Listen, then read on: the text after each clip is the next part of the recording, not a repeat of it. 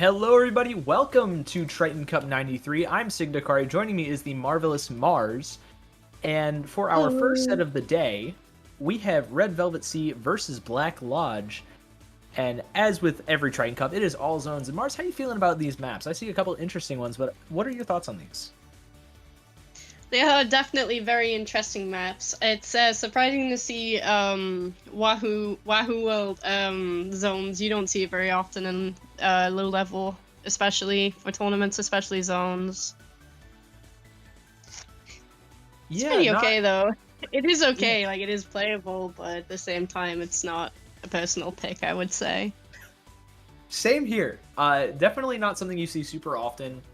Dropped in favor of the more standard map modes, but I'm curious to see how these teams are going to play it out once we get to there. But first off, we got Splat Zones on Umami Ruins.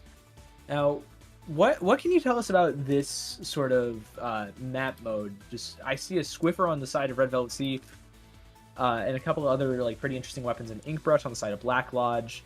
But what are some of the more standard weapons that we could see maybe paired with those on Umami? Well, you definitely would need like weapons that would paint, so you would have your basic shooters, which could be like Neo Splash, T-Tech. You also have weapons such as Splatter Shot, or any weapons that can paint, really. Because of this map mode having two zones as well, it's working on keeping both sides replenished with the paint instead of just sticking to the middle in most standard map zones, I would say. All right, let's take a look at and see what some of these players are bringing here. There's the Swiffer touched on earlier, and a lot of paint with that heavy edit 52-gallon bucket. Those things can paint quite a bit. And then Oh, a absolutely. slightly more standard comp on the side of Black Lodge here. Just dropping that, with the brush, but dropping the pencil that we so often see for the heavy edit. Something really a weapon that we don't see super often after its nerfs anymore. Oh, absolutely. And with that being said, we can see both teams right now working on trying to neutralize the zone. We do see Black Lodge taking that zone right there, which does force Red Velvet Sea to move back slightly while their teammates are regrouping. But as we can tell, Black Lodge right now has pretty good hold of mid right now, which will probably prove pretty difficult for removing from Red Velvet Sea getting back into the mid right there. Yeah, Black Lodge already having a great hold so far. Gonna have to deal with these Tri-Strikes and the Big Bubbler and the Tactical Cooler. All the specials from Red Velvet Sea getting popped immediately as Rekt goes down to Ella. Ella's on this left-hand side just doing serious damage, forcing Luke back as well. All of Black Lodge is forced back to this leftmost part, but the Stamper comes through. The decav finds one, looking for a second one on this back line. The dive is looking great for them, but Red Velvet Sea does cap that zone and force Luke to back off just a little bit, wait for the rest of the team. Rekt finds the trade for Luke onto Illusion, but that's about all that Black Lodge is going to get for now on this offensive. Yeah, absolutely. And with that being said, we do see Black Lodge taking zone back right there, but we do see the gal right here trying to push themselves in to see if we can find anybody right now. The teammates closely following behind. We do see them neutralizing the zone there with the strikes, and then the cooler coming out from the edit right there will allow them to push in a little bit more aggressively while they are trying to get that zone back. We do see the Swiffer right here trying to look for someone currently, not really getting the shot that they want, with Zuka coming out as a counter-attack. Yeah, Squiffer looking for one. The gal's going to help clean it up. And now Red Velvet Sea are looking in a pretty solid spot, already a man up, but the Bubbler is going to even things out for Black Lodge. Tri-Strikes coming through the break immediately, though, is going to cause some trouble. Luke on this left-hand side, having to jump out in the midst of two members of Red Velvet Sea here, as Illusion's holding off the rest of Black Lodge, while the rest of their team just comes and moves up forwards aggressively, getting ready for this longer hold that they're trying to situate towards. They're going to have to survive Rekt. Zuko finding one, but Ella's on this backline, already found 2 picks. This is massive for Red Velvet Sea. They have a real shot to take the lead here. And a couple of specials they're close to maybe just make that just slightly easier, but Luke comes in with the Decavitator, pops the bubble immediately, neutralizes the zone, but it's not enough. Ella's going huge on the left zone and finds 3 just to take this lead for Red Velvet Sea. With that being said, we do see that their edit did go down to a bomb, and we do have many specials being pulled out at once as they are trying to, like Black Lodge right now is trying to take that zone back. Trade after trade going on right now. We do see 2 people going down there on both sides. We have Black Lodge right here taking zone back closely with Zuka coming out from the shot right there. We do see them trying to look for someone, but unfortunately does not find anyone with their Zuka. We do see Red Velvet Sea right now just trying to get themselves back into spawn right now, not really interacting too much so they don't get picked off as quickly. We do see Cooler also coming out. Yeah, Cooler's coming through. Same thing with the strikes and the big bubbler on that right side of the zone. They flip the one, but can they find any picks to maybe flip the second? No, the first pick is going to go over to Luke, actually, as with a second one in favor of Black Lodge. It's only one member down for the price of 3, and they've taken the lead right back. Black Lodge are moving forwards with Ella's 52 and the Killer Whale being the spear point. And with only 20 points left, this is looking like a really solid KO here, Mars. Absolutely, but you never know. Like, they might be able to get zone or get back in just quick enough to get that zone neutralized so they can stop the pursuit of Black Lodge right here. But with that being said, they did manage to basically flip the zone again and were able to win the game, as we can see. Yeah, excellent I was job. going to talk about a little bit more there, but the game did end. Yeah, excellent job from Black Lodge there, just holding off the offensive of Red Velvet Sea at the very, very end there. You know, a couple of strikes and Big Bubbler coming through can lead to a lot of trouble for some teams, especially with the massive shield the Big Bubbler provides, but they were able to keep their composure and just paint over the strikes. They were so close to taking that KO, and they did so successfully, so props to them so far. But now we're on to the least conventional map of this pool in Wahoo World. We talked about it a little bit earlier. One of the longer range maps in the pool and in the game, really, just leans itself towards those backline weapons, like the heavy edit that we saw earlier, but even more so towards Snipe Raider. I'm not sure if that's in either of these teams' wheelhouses or any of the players on them. Do you think maybe that's something we could see if, you know, somebody has a secret pocket pick or something? I mean, there is a potential for the pencil to be brought out. We do have like players who do play cooler weapons, and then we also have a Squiffer player as well. So there could be a small chance that they do play pencil. So we could see it at some point, either on this map or the next map mode as well. Yeah, these two not maps, map mode, next map, yeah. Yeah, these next two maps are incredibly strong for Pencil, just able to influence so many relevant portions of it, as well as play incredibly safely. It really abuses mobility too. The first thing that comes to mind when talking about mobility on Pen, or head it as well, just where can you run along that, you know, other weapons can't, or where can you be flexible? The first thing I think of is those uninkable platforms right around the zone.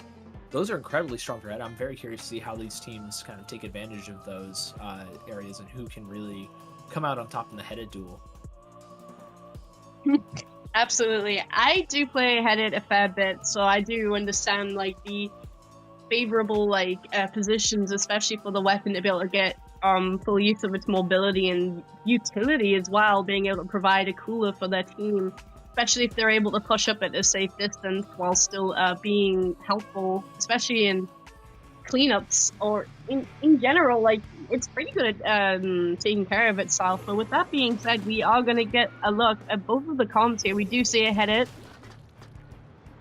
Yep, both teams are running headed, so...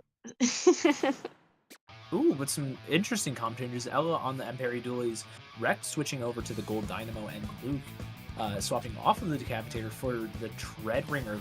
Pretty drastic change. But incredibly strong weapon, and the Reef Slider cheese is just so potent on this zone. You know, it's a big circle, and that's exactly what Reef Slider's explosion is. I'm curious to see if we're going to see any of that, as already 2 members of Red Velvet Sea are going down here. Ella on a big shark, though. Can she find anything? It's looking like Crips is going to just keep Ella out, boxed out, while the rest of Red Velvet Sea just respawns and tries staggering a little bit. Ella goes down, trying to pop that splash down, but Squashy here is on the flank. Can you find anything with the Swiffer? It's looking a little bit tough. You've marked a couple of players, though. That's going to be big for Retake, just knowing where everybody is. But now it's a question of, can Red Velvet Sea use all the specials that they've been popping to get the successful retake? Yeah, absolutely. And we do see, unfortunately, that the dualies did go down to the brush right here. The brush really is just doing its job, really, just having its mobility to be able to just move through practically anything, and they're getting the picks pretty nicely as well. We do see that Black Lodge has moved up and did manage to get 2 people with that splashdown right there. We do see the Reef Slider coming out there just to repaint the zone for Black Lodge right now. We do see strikes coming from Red Velvet Sea right here. Not really being able to do anything, unfortunately, as we can see. They were able to repaint the zone, like, virtually straight away, which then essentially they were able to take the second victory of the set right there. Yeah, I believe that secures a 2-0 sweep in favor of Black Lodge. A monstrous hold from them on Wahoo World. Is excellently played, really not letting Red Velvet Sea get a chance to move around almost at all. Just through their extra range and just being able to box people out with so many huge damage hitboxes from Dread and Dynamo. Absolutely, and as we can see in the highlights here, we do get to see like what like Black Lodge was actually doing throughout the game. We do see a lot of clips coming from them because unfortunately Red Velvet City wasn't really able to get themselves back into the zone in time to take the zone back or even just neutralize it long enough to repaint it or pick people off. Yeah, no, it was a pretty rough area to retake. Those specials came through but weren't quite able to capitalize, especially off of the splashdown from Ella that ended up getting none till, you know, the final pop of it. But that's kind of, you know, that's what happens sometimes with splashdown. You know, you either get the picks and space, or you just, you know, get immediately picked yourself, and it didn't work quite in the favor of Red Velvet Sea there, unfortunately. Yeah, unfortunately the splashdown was able to tag both like two of their players, which essentially forcefully pushed them back because they were down members while Black Lodge had the control and were just able to capitalize off of it. Yeah, that's gonna send Black Lodge forwards to face the top seed of the tournament in high. So that is that's gonna be a tough challenge for Black Lodge there, to say the least. Normally, Triton-Cup has some insane players on the top seeds, and you know this is no exception here. Just taking a look at the roster really quickly, it's Harsh, Akira, Phoenix, Key, and Liam. That's gonna be a tall task for Black Lodge here, but I think some of the flexibility is going to help them out in that next set. Oh, absolutely. It's kind of nice that we do actually get to see like the current standings for the brackets at the moment, though.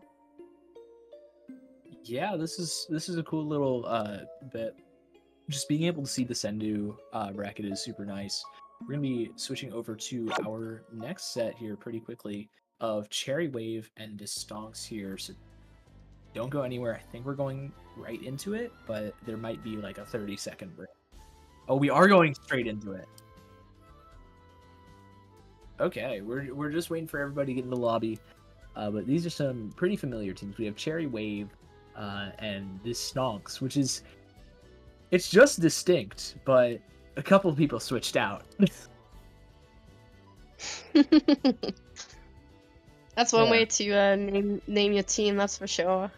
Oh yeah, I'm loving they have a little like cat meme for their profile picture. I can't quite read the text; it's really small on my screen, but it looks adorable. The cat does, so kind of with it.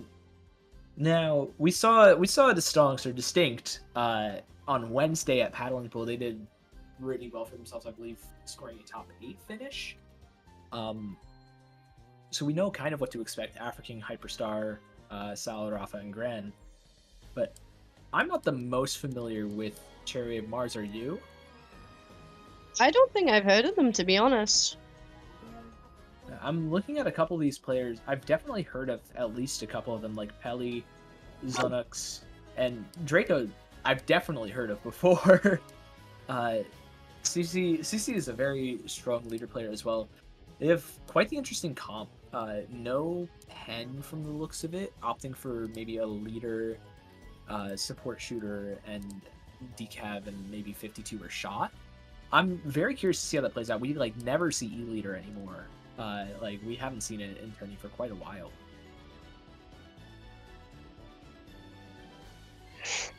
All right, I'm back. Sorry, I had to quickly do something. That's all good. We haven't seen leader. We are seeing Oops, sorry, I just cut you off there. Oh, yeah, you're good. We do see Mahi Mahi zones. We didn't get to see it in the last set being played, so it will be interesting to see what both teams are going to pull out for a map like this, especially with how easy it is to repaint that zone. Yeah, it's gonna be pretty gonna be pretty tight contest here, just on top of the zone. However, I don't think we're gonna be seeing a pencil from either of these two teams. I don't believe Afro King plays Pen really at all. And from the looks of it, CC doesn't either, normally playing that E-leader. I want to see how that matchup plays out, something that we haven't seen almost. We do see that CC has multiple 5-star E-leader badges. Oh, we are seeing a pencil. Yep. Okay. CC is on the pen. And there's no cooler on the side of Distonks. Hyperstar opting for the ballpoint splatling instead of the heavy edit. And then Rafa also just running some double splatling as well with the Zimmy. Distonks is already going to take a pretty early zone here as Tiger's trying to move forwards a little bit, having to back off in the face of, I believe that's Snock's bubble. And Cherry Wave are going to flip the zone just really quickly. Absolutely, and as we can see, we do have Cherry Wave right now moving themselves quite far up into that spawn right now, really trying to hold them back as they get more points off of the counter on zone right there. We do see Jet being brought out, and they are looking for people. Unfortunately, from what I can tell, I don't... Never mind, they did actually find someone before the end of that duration. We did see the strikes coming out. The edit player from the Stonks right there being able... It's not even... No, it's not the edit, it's the, Zimmy. We do see the Zimmy going to work, really just trying to keep a hold of that zone right there and pick up people where it's necessary, really just trying to keep the heat off of that team right now as they are trying to quite literally guard that zone right there.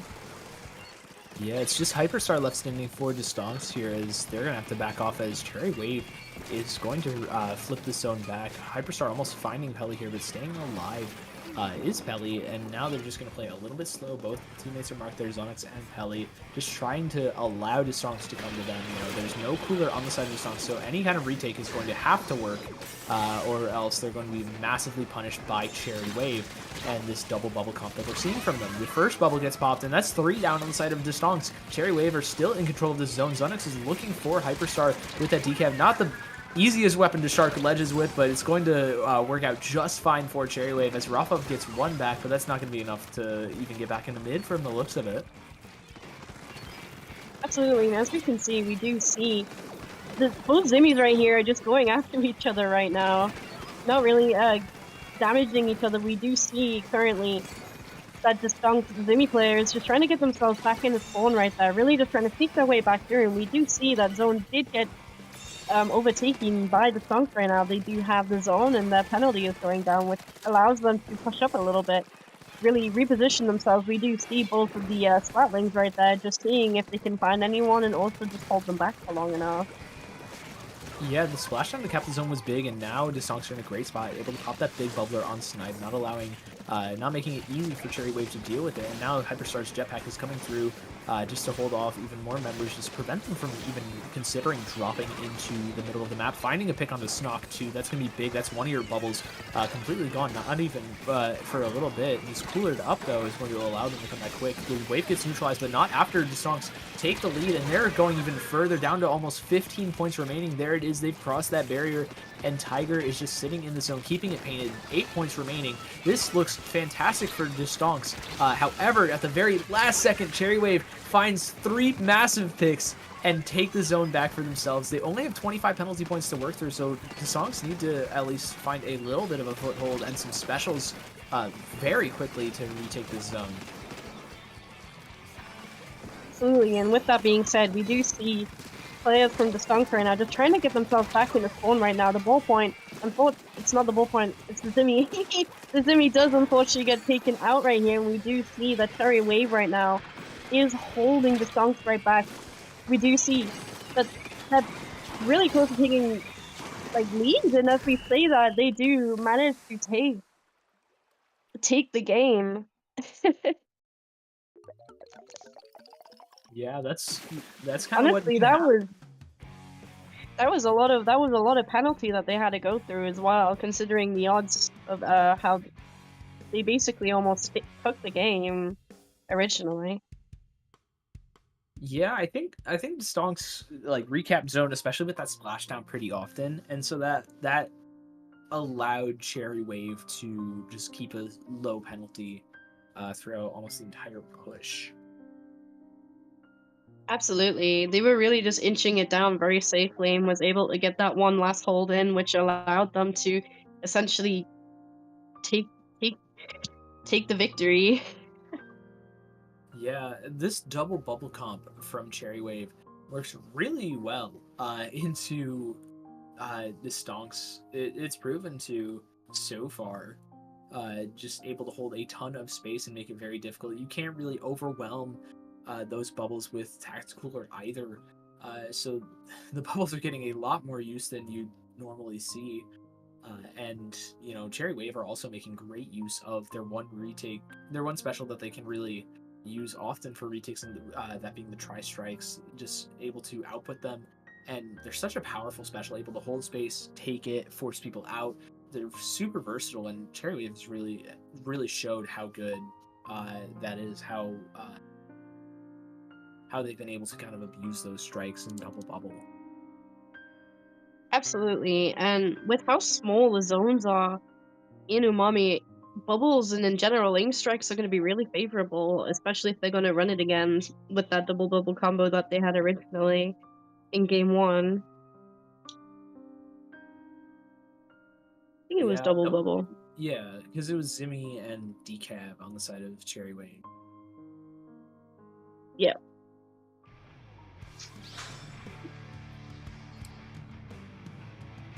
Let's take a look. I'm very curious to see if we'll see it again because it is very strong. Looks like we're going to be switching up the comp very drastically on the song side, but keeping the same one on Cherry Wave. Actually moving over to a roller and Dreadringer combo for the songs here. Very, very different from the... I forgot. Zimmy plus... I'm going crazy. I don't remember the other weapon. Yeah. And it looks like it's already going pretty well. Having control of this zone, Zunix is also isolated in the backline. Not very long for this world. Snock is just trying to hold space. Finding the pick on Tiger, who's jumping out, caught in the middle of it with some beautiful fall-off shots. Rafa's going to try and reef slider just to stay alive. He actually gets Snock in return, but Zunix finds a trade too. And so Cherry Wave have a massive opportunity, a great opportunity even, to maybe retake the zone or stabilize just a little bit. The tri-strikes from Pelly coming through just to do that. While Tiger is just struggling to kind of stay put, stay alive with the rest of the team on this right side of the zone. Absolutely. As we can see, they do manage to get the pick on one of the players from Cherry Wave right there before jumping out. We do see that Cherry Wave does have specials ready for retake, and we do see that bubble being brought out there, as we do see the decap unfortunately going down with their advances. We did have someone trying to use that bubble to utilize it, but we see the Jet right here is just able to get a pick. We do see the Stonks just trying to work their way back into mid right now. Two people going down from Cherry Wave right there, which is quite huge. But as we can see, we do see the Zimmy right now still holding mid right now pretty well, actually. Using a bubble to their advantage and was able to really force people to go back. We do see the Blaster bringing out Splashdown right there, not really getting too much value out of it. We do see that Cherry Wave still has both zones right now. Unfortunately, getting a 60-second penalty with that millisecond of a half. As we can see, they do manage to get control once again. That Reef Slider coming out on the left side of zone right there. We do see players from Cherry Wave just one by one getting picked off by the Skunk players right here. Yeah, Cherry Wave able to maintain control of the zone, even in the face of Tiger, who finds one onto Snock, but not quite the second, gets traded out immediately. And with the cooler up on the side of Cherry Wave, that's only going to benefit them and harm the Stonks a little bit more. However, they do have two specials. One would make that one as Pelly finds Iron Treads and jumps out immediately after. It's just Hyperstar's ballpoint with the pack that can be used, but goes down, and Rafa finds the trade on the Zunix though, which is pretty big, but not quite enough, not quite what you're looking for for the Stonks here. The Stonks need to get moving now. They have the big bubbler from Tiger. The strikes are coming through to answer though, and that's going to allow Cherry Wave to hold on to control of at least one of these zones for a little bit longer. However, the blaster comes through, just trying to cap the zone. Same thing with the Pack and Rafa on that Dread Ringer. They get the flip. They get a massive penalty on the side of Cherry Wave, but not much more after that. Cherry Wave is already back up with their cooler and moving fast forwards. Absolutely, and as we saw, we did see the Dreadringer bring out the Riptide and was able to neutralize zone just for a moment before getting taken down. We do see that the decap did go down inside of that bubble, and that bucket followed suit, getting taken down on zone. Splashdown coming out, which allows the Stonks to take that zone again. We do see the deck getting one pick on a player before going back down. We do see the Dread right there, just trying to keep zone painted on that left side right there as they're trying to look for players. We do see multiple of Cherry Wave's players right now. They're trying to get themselves back in the zone. We do see strikes going out, but we do have Rafa who's ready with their Reef Slider, but unfortunately does get taken down. Yeah, the Reef Slider going down immediately, going to allow Cherry Wave to follow up their strikes and retake this zone completely. The Blaster gets some chip damage, but not much more off of that. However, Kelly does get traded out. Tiger's looking for more on the CC. That pen is going to go down, but it's actually the Zimmy that does a little switcheroo there from Cherry Wave. It's going to allow CC to stay alive, maybe contest the zone a little bit more, but the Stonks is going to flip it, and Rafa's already moving forwards again with this Dread Ringer. Going to have to back off, though, as Zunix is rushing down from a jump in, and Cherry Wave loses control of the zone thanks to that massive Reef Slider play, forcing a lot of people to back up from the side of Cherry Wave. But Cherry Wave's already back on the zone. The Pack comes through, but gonna get meleeed by Zunix on the decaf. Excuse me? That was something. Yeah, I'll say. Man, Was not expecting that. weapon's kind of crazy, yeah? Yeah, no, it definitely is. No, it really is a crazy weapon, especially when the right people are playing it and are able to utilize its aggressiveness. We do see the Stonks right now, currently going into overtime right now, holding that zone, which allows them to chip down that penalty even more right now. Cherry Wave is like, they're stuck in that spawn right now, really struggling to get out. We do see a sea of orange just all over the map right now. Strikes coming out from Cherry Wave right now as they are trying to get themselves back in and neutralize that zone. Zimmy coming with that bubble right now, but unfortunately does get taken down by that roller. We do see zone still painted by the Stonks right now. Cherry Wave trying to get themselves back in. Two people going down from the Stonks team right now. We do see that decaf right there trying to paint zone, and they were able to take control in the last second, which stopped the Stonks from winning the game, getting that penalty down to take the lead. That was incredibly close, though.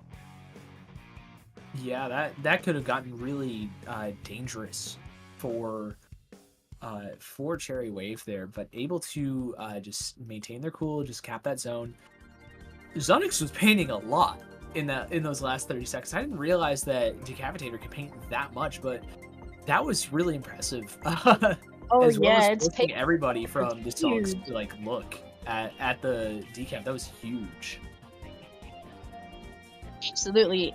I mean, you forget, like, it has a really big hitbox, and its inking turf is just as huge, as we could see evidently when they were taking zone back against two of the Stonks players, like just able to take the zone without really much confrontation, which is quite impressive if you think about it. Yeah, it goes to show how crazy that weapon can be in the right hands, and Zunix definitely is the right hands in this case.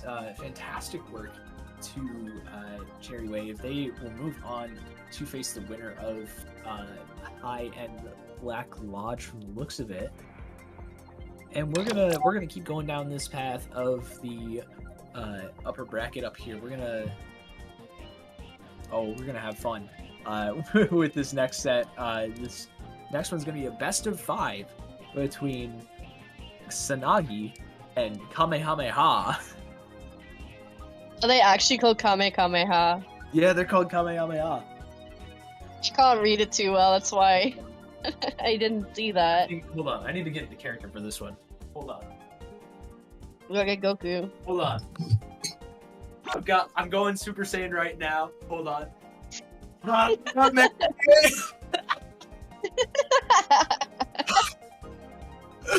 That's one way to throw it. Nope. Still feeling under the weather. I can't do that. Not yet. We'll be back. Not yet. A really quick break with Kamehameha versus Tsunagi for our winner side semifinals.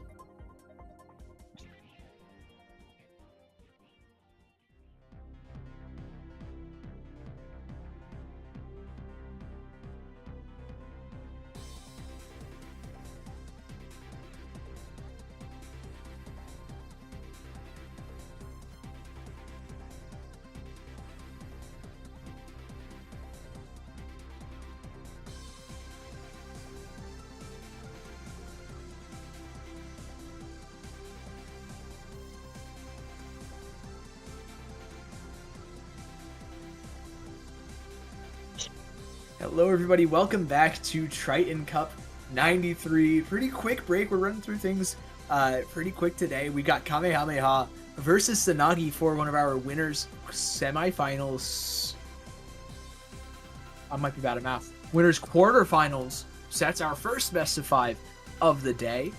And I'm Sigdakar, joining me is Mars. Mars, how are you feeling about these two teams? I'm pretty sure I've heard of Tsunagi from somewhere, but I can't figure it out where it is from. I don't know if they competed in paddling pool before, but their name does seem familiar. But as I'm talking about that, we are straight into game 1 with the Splat Zone, Museum da Foncino. We do see some pretty standard weapons out in the comps, but it's interesting to see Tenebrella and Huh? Oh, it's the wrong map. Ah, we were on. It's supposed to be Inkblot, not Museum. Classic. Happens all the time. Whoops. Well, no, it is not Zone's Museum da Foncino. It is Zone's Inkblot Art Academy. Yeah, a little bit less standard of a Zones map, but honestly, I'm starting to come around to Inkblot Zones, just a tad. Just a wee little bit. Yeah, just a bit. I used to be a major hater of it, honestly. But Are we gonna clip? oh my god.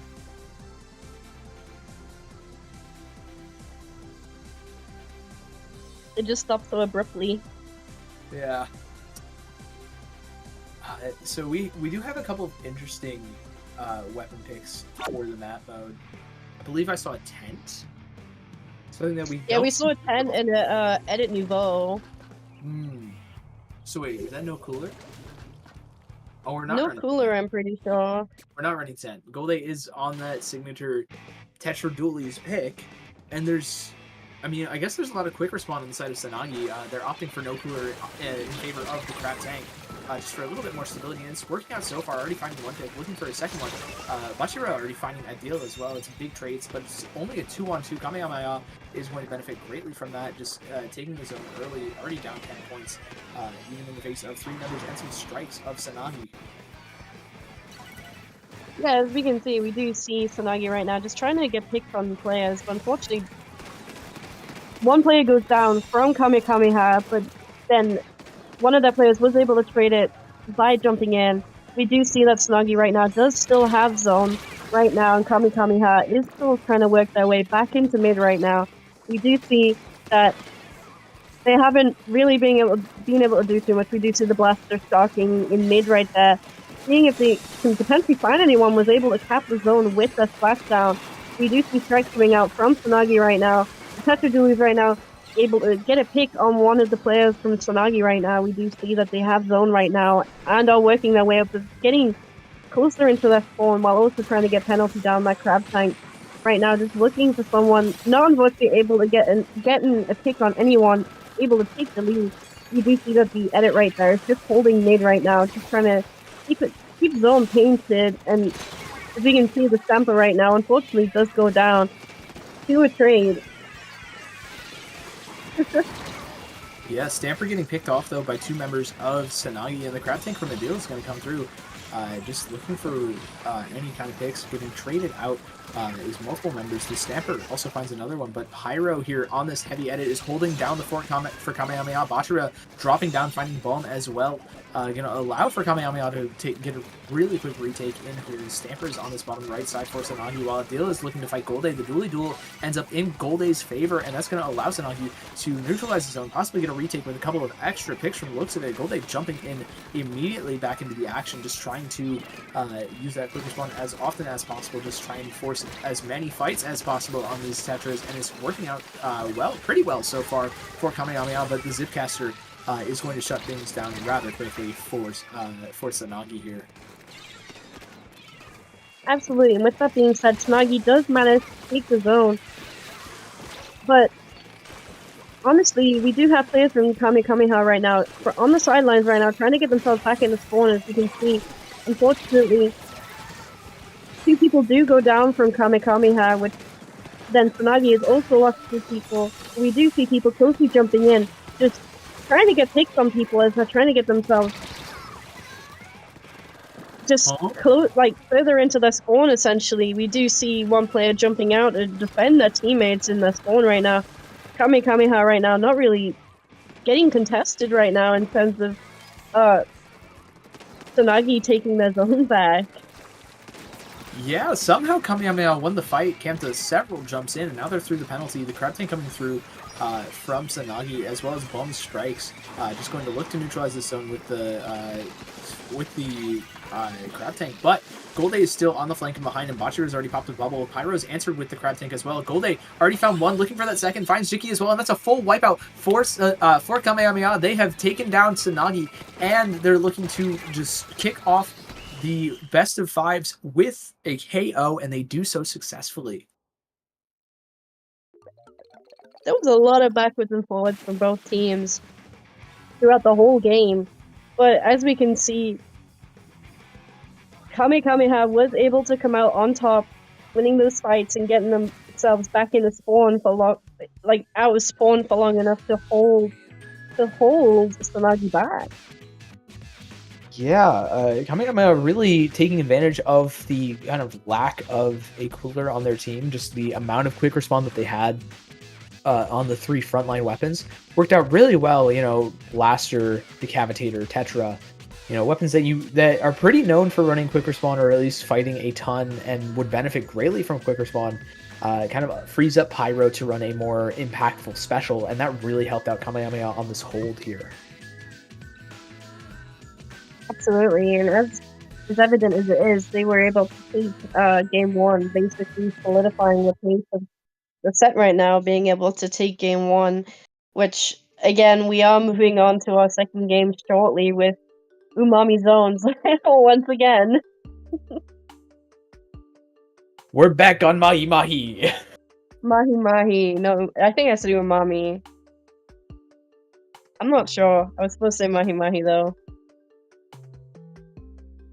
Yeah, we're back on it. I'm very curious to see what these teams bring on it, or if we're going to see more of the same. Honestly, these comps are pretty fun to watch already. I'm very curious. Golde actually switching over to the vanilla shot instead of the Tetra, maybe not wanting to risk sliding off into the water on especially the smaller stage of this map. Absolutely. I have had my fair share of accidentally rolling off of the map, especially if you're not too careful. We do see that Kamehameha has managed to take the first half of the game right now, and have managed to wipe out Sanagi right now, right at the get-go, which basically allows them to move themselves into the spawn right now and basically force their fights in their own court right now. We do see the Stamper player right now just going off the game, the decaf right now. We do see the decaf going down, and the Zipcaster being brought out. They did manage to get 2 people with their Zipcaster. We do see Sanagi right now taking his own back and really just painting up right now. They do have specials ready, which means if Kamehameha was to try counter, they do have Wing Strikes ready. And with that being said, they do pop Strike into Kamehameha's spawn right now. We do see Zuka ready and pop bubble in zone right now allows Kamehameha to take the zone back essentially. And right now I'm just working on keeping that hold while also taking down people from Tsunagi right now. Yeah, DZ finding one in that right-hand zone is a great starter for holding control, as well as that deal going down to Bachira just a little bit further back as well. Kamehameha are staggering Tsunagi wonderfully here as Bomb drops, and so does their Stamper player. It's just a deal on the respawn, and Jiki left, but Pyro pops this crab on the far right just on a crazy off angle, going to force a lot of Tsunagi to deal with that crab tank and force a lot of them back over to this left side in the waiting arms of Golde, just looking to maybe punish this crab tank if they get a little bit too eager, if they decide to drop here.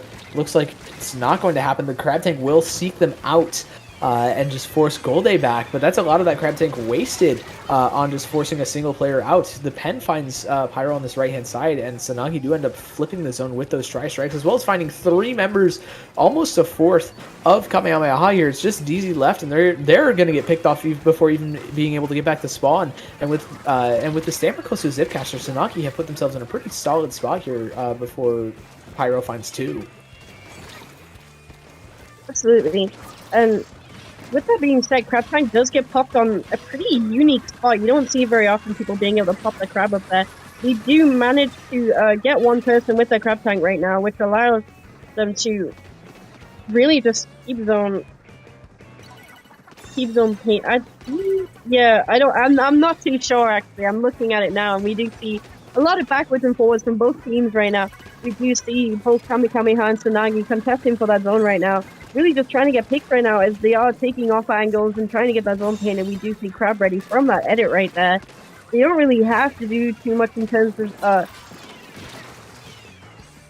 I lost my train of thought mid-sentence. We do see the strikes coming out and forcing the Crab Tank off of their own snipe position, really. We do see a lot of stuff going on right now. Yeah, strikes coming through for Tsunagi, not quite going to find anything, actually. And with 2 members down, Kamehameha are in a fantastic spot. Pyro and Golde are over here just holding this left side of the zone. Butcher is also going to jump out of a sticky situation into the rest of the team, and this Zipcaster is not quite going to find anything as Pyro able to just fire away at it. And now with Golde painting the zone, Kamehameha go up 2-0 in the set, and they are 1 map away from going on to winter semifinals.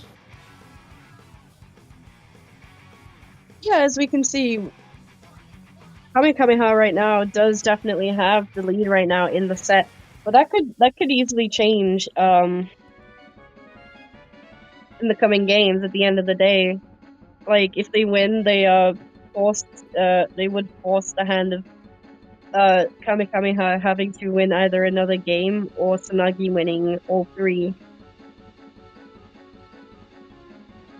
Yeah, you really need to find an answer if you are Tsunagi.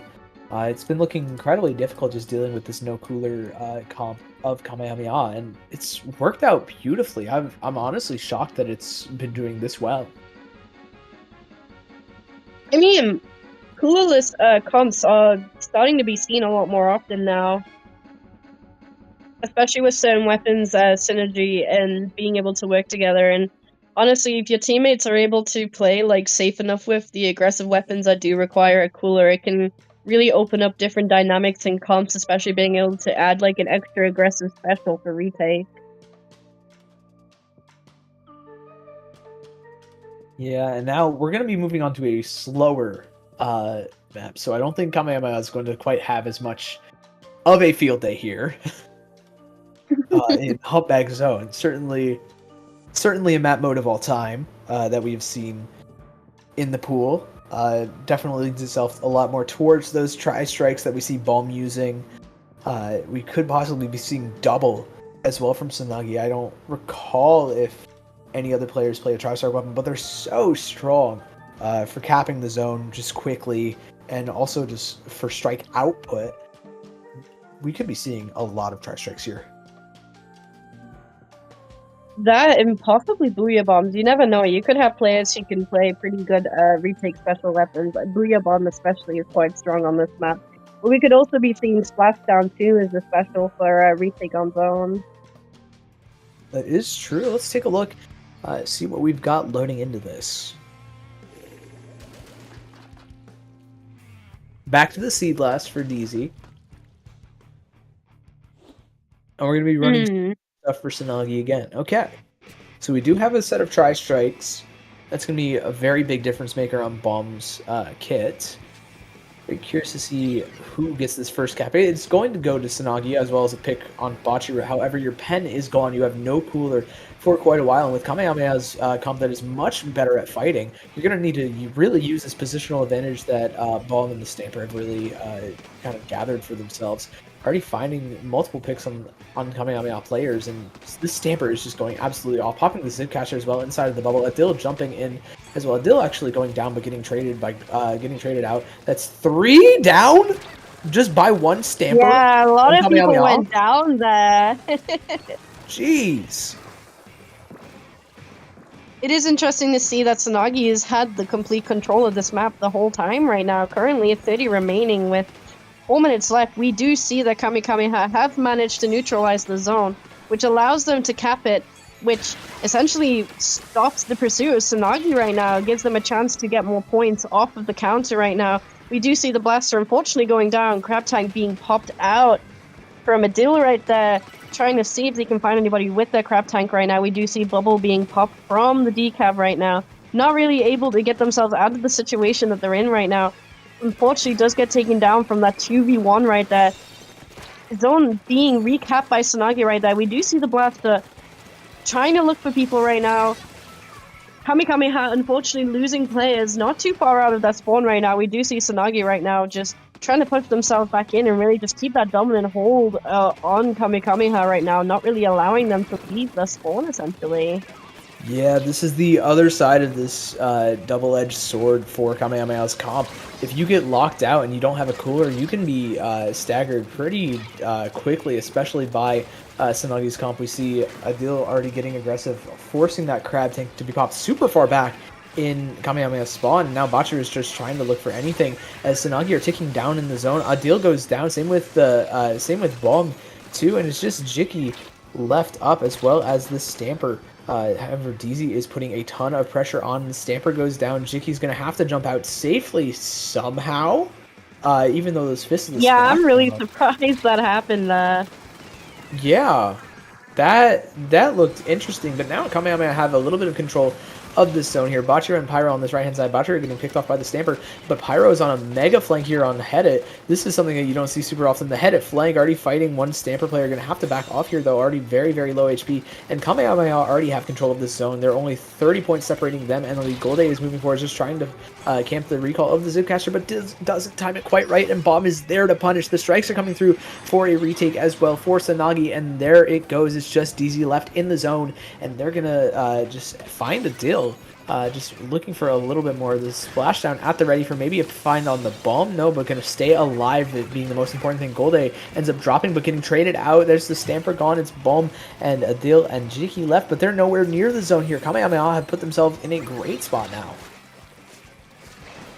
Absolutely, and with that being said, Kamehameha have managed to take zone once again. We do see that Sanagi right now is really just quickly repainting that zone right there. Control being lost instantly, essentially. They do take the control once again, Bubble being popped, which basically forced strikes to be ignored. We do see that people are going down on the zone right now as Kamehameha's penalty has been removed. Crab Tank coming out on zone right now, seeing if they can find anybody right now. Reef Slider coming out in the spawn, but unfortunately the Tetras do go down to the Stamp player right now. We do see Zipcaster out right now. The decap going down, strikes coming down. But with that being said, they did lose control, but they did manage to take lead by 2 points right there, which in the last minute is huge because it means that all they really have to do right now is just hold the zone or defend. At the end of the day, Sanagi right now they're gonna have to get that penalty down and take that lead. Yeah, it's looking pretty tough, and Golde has a slider, just able to recap that zone fast. However, your splashdown is gone, and Golde is getting chipped out a ton. If Golde does end up using the slider to recap the zone, they're going to die for it. They're not going to use it to get the zone, just try and take a little bit more space, but Sanagi is still maintaining control. They have the lead. There's only 10 points separating them at a KO, and there's nobody up from Kamehameha, and Sanagi keep their winner's bracket hopes alive for at least one more map. Even with the lead that they did get there, it was short-lived, as we could see. Sanagi was able to just completely locked them out when it counted, and unfortunately costed Kamehameha the game. Yeah, it looked pretty tough for Tsunagi there as soon as Kamehameha got a hold. That's kind of the nature of their comp. You know, you can get a lot of space taken care of. There are going to be a lot of large lead switches, especially in zones. But, you know, as soon as you get locked out, you are, like, entering dangerous territory. Absolutely. I mean, this game was a lot slower than the other two that we did witness from both teams playing on, which essentially, because the game was slower paced on Humpback, it allowed Sanagi to essentially take the victory because they were able to capitalize off of the respawn times of Kamehameha because they didn't have that cooler. Yeah, a little bit of a rough one for Kamehameha. The cooler would help them out, but then, you know, cooler is very, very difficult to run with a lot of fighting weapons like Bachira's Decapitator and Gold A's Tetra Dualies. Now, this is going to be a great decap map right here on Mako Mart zones. Honestly, I'm just looking at it right now, just as a mental image, and I just see Bachira going off. Absolutely.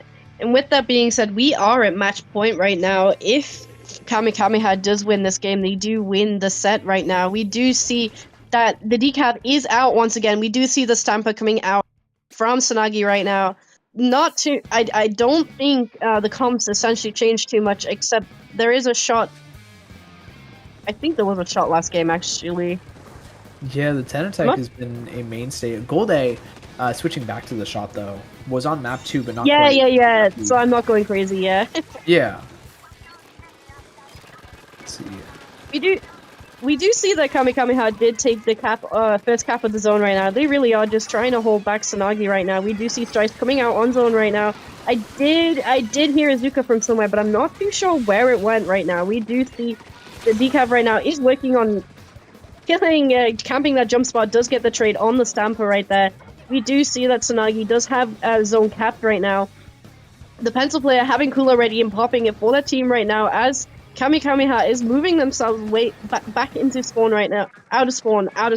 You do see the crab coming out on zone, forcing the player to jump out. But as we can see, the Stamp did jump to the player who was in Kamehameha's spawn.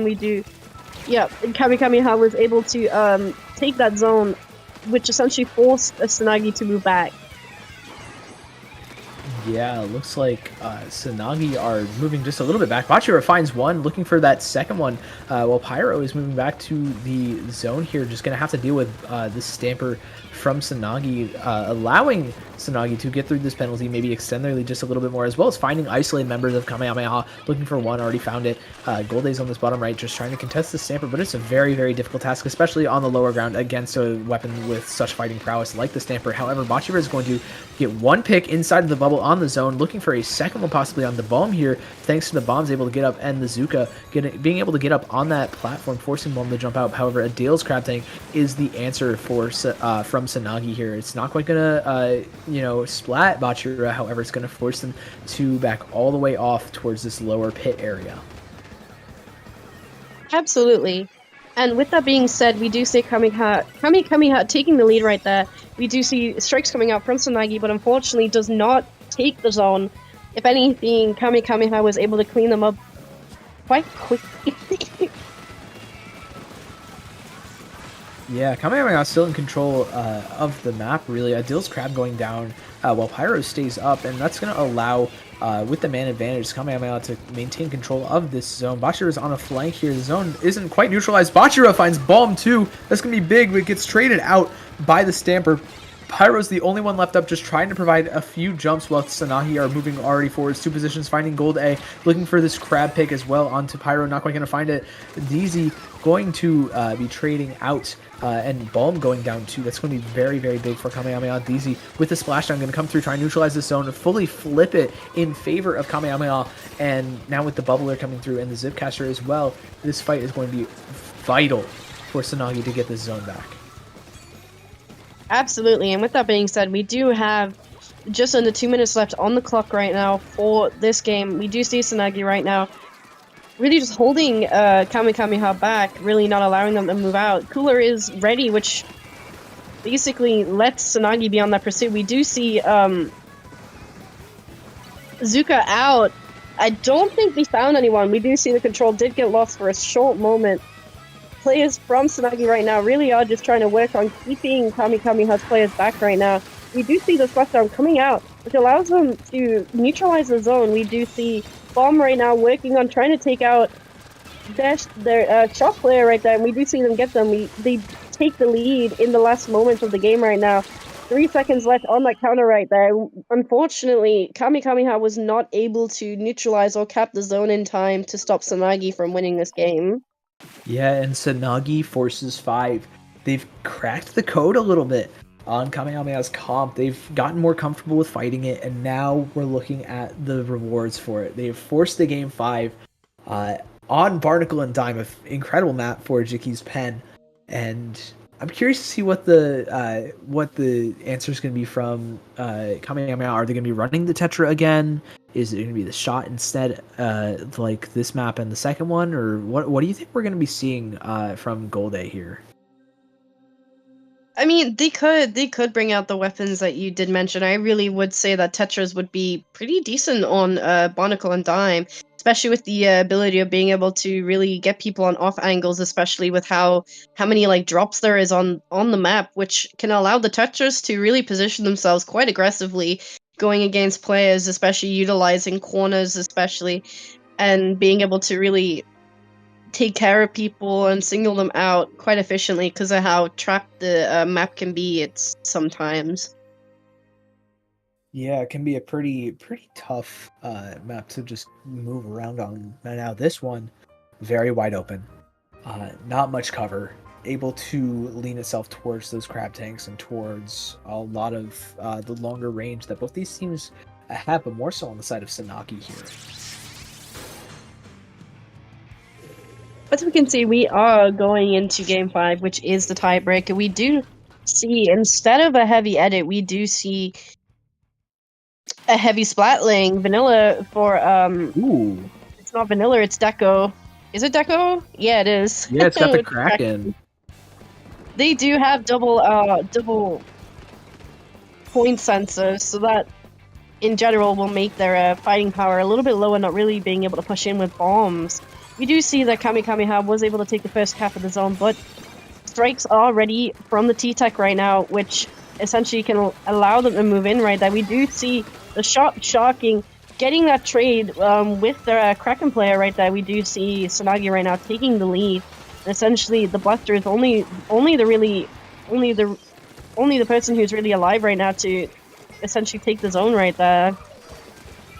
Yeah, every single member of Kamehameha going down here. Pyro deep within enemy lines here thanks to the Kraken, but not going to be able to capitalize off it, actually being forced to jump out. And now Tsunagi is in an excellent spot. I already have the Zipcaster popping it immediately and close to so many other specials. Pyro's Kraken's going to have to find at least one here, or at least a ton of space. It's going to get at least the platform just set up for DZ. However, Pyro's going to end up going down for the worst for wear is Kamehameha for that trade. That's 2 members down on their side with no cooler up. This zone is going to be in favor of Tsunagi for quite a while. Kamehameha are going to have to get moving here, but Bachiro gets picked off immediately. Everybody else is stuck on the platform, and Tsunagi just are completing the reverse sweep. They move on. They are punching their ticket to winners bracket semis.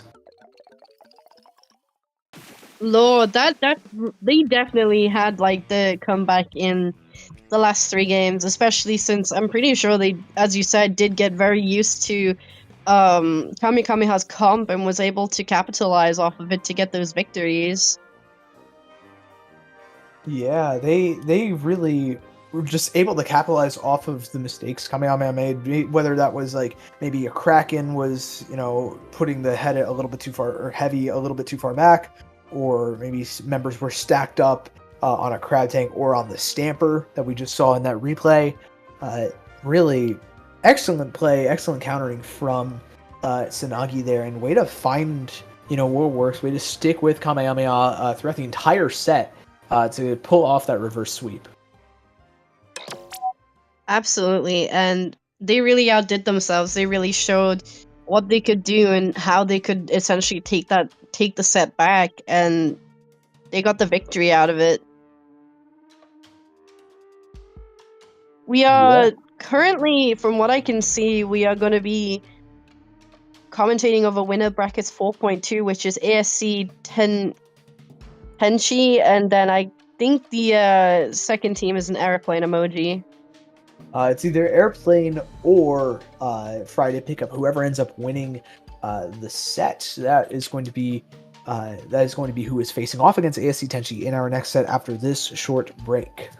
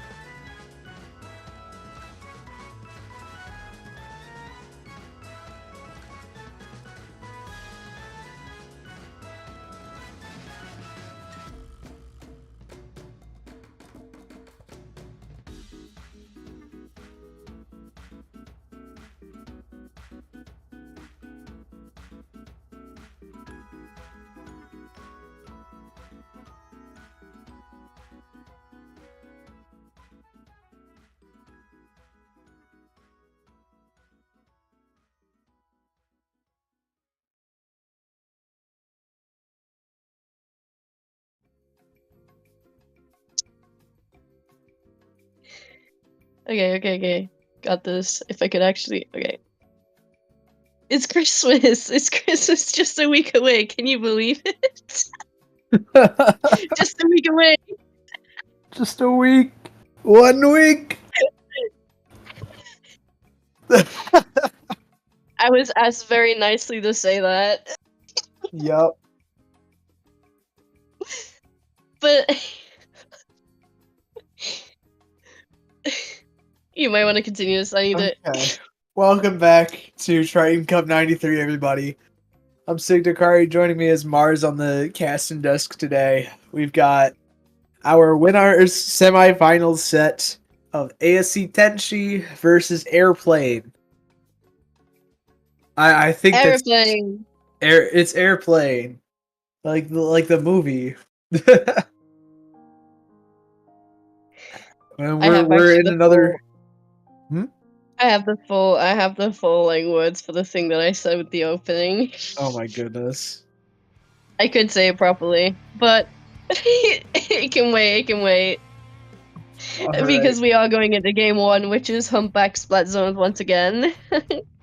Yep, we have Humpback Zones. Oh, what a map mode. Beautiful thing. I can't wait to see how many tri-strikes we have on both teams. There's 2 on one. 2 on another. 2 on the other. I'm so Let's ready for the go. zone to be... I'm so ready for this game to be like 6.5 minutes long, bro. Oh my god. This is gonna take so long. They have like so much paint. It's not even an airplane, by the way. It's a bird emoji. Oh, it's a bird. Apparently. It didn't look like a bird to me. I don't know. It says bird. With that being said, we do see that bird has taken zone right now, and they are working on trying to keep that hold right now. We do have players from Tenchi right now going down to bird right now. Zone currently being held by them. Strikes are out for both sides, as we can see. They were able to just completely take zone right there. Another pair of strikes coming out from Tenchi right there, pushing bird further back into their spawn right now, which allows Tenchi right now to really just work on repainting and getting everything solidified, getting specials ready, and just in general holding people back right now. Yeah, Tenchi's already moving pretty far forwards. They've gotten the lead pretty close. However, these strikes are coming through from Bird and it's going to allow them to take this zone back with relative ease here. Mary Xmas' bucket player is also finding a pick on the Alva, looking for Typhlo too, but Typhlo finds the bucket, pops the bubble as well, looking for more, finding the range blaster, looking for a third onto Obito. No, not quite going to get it. The bucket survives the suction bomb right next to it. And Soren is looking for some extra fights, maybe helping out Obito on this right-hand side, and that's going to extend Bird's hold of the zone and maybe extend their lead just a bit more as well, since they do have a couple of strikes to hold onto for the zone. Absolutely. With that being said, we do see strikes being popped once again from both sides. We do see the contest of taking the control right there. We unfortunately see that the strikes did not work, but we have another pair of strikes coming out from Tenchi right now, which causes Bird to lose control. With that being said, 2 strikes are out from the bucket before they go down, but Tenchi was able to take that zone back and basically take everyone down and stop the pursuit of Bird right now. But we do see the Blaster right now coming with that Kraken right now, camping that jump spot, ready to take them out, really working on trying to neutralize that zone, not really getting too much value out of that Kraken right now. We do see zone being lost by Tenchi right now. We do see the strikes out on zone, which allows Bird to take zone back. With that being said, we do see the zone being flipped once again by Tenchi. Yeah, Typhlo did find 3 on that retake, though, allowing all of ASC Tenchi to move pretty far forwards here. The big bubbler is also coming through. Just going to pop that close to the ledge to make sure that the rest of the ASC Tenchi can shark around it a little bit more, as Soren has the cooler at the ready, as does ASC Tenchi. And with these strikes coming through, I'm very curious to see who comes out on top in the strike-off.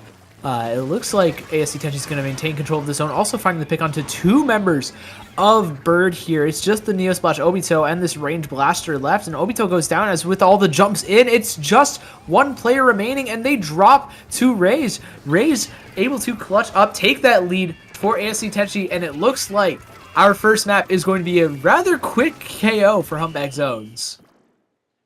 Yeah, I would have to say that this KO was a lot faster than the other game that we did commentate over earlier. We do see that Bird, I think it was Bird, yeah. Yeah? Took the victory? No, Tenchi, sorry, Tenchi. Yeah. I'm getting colors mixed up. That is fair. Yeah, no, it's hard to keep up with sometimes. Honestly, real.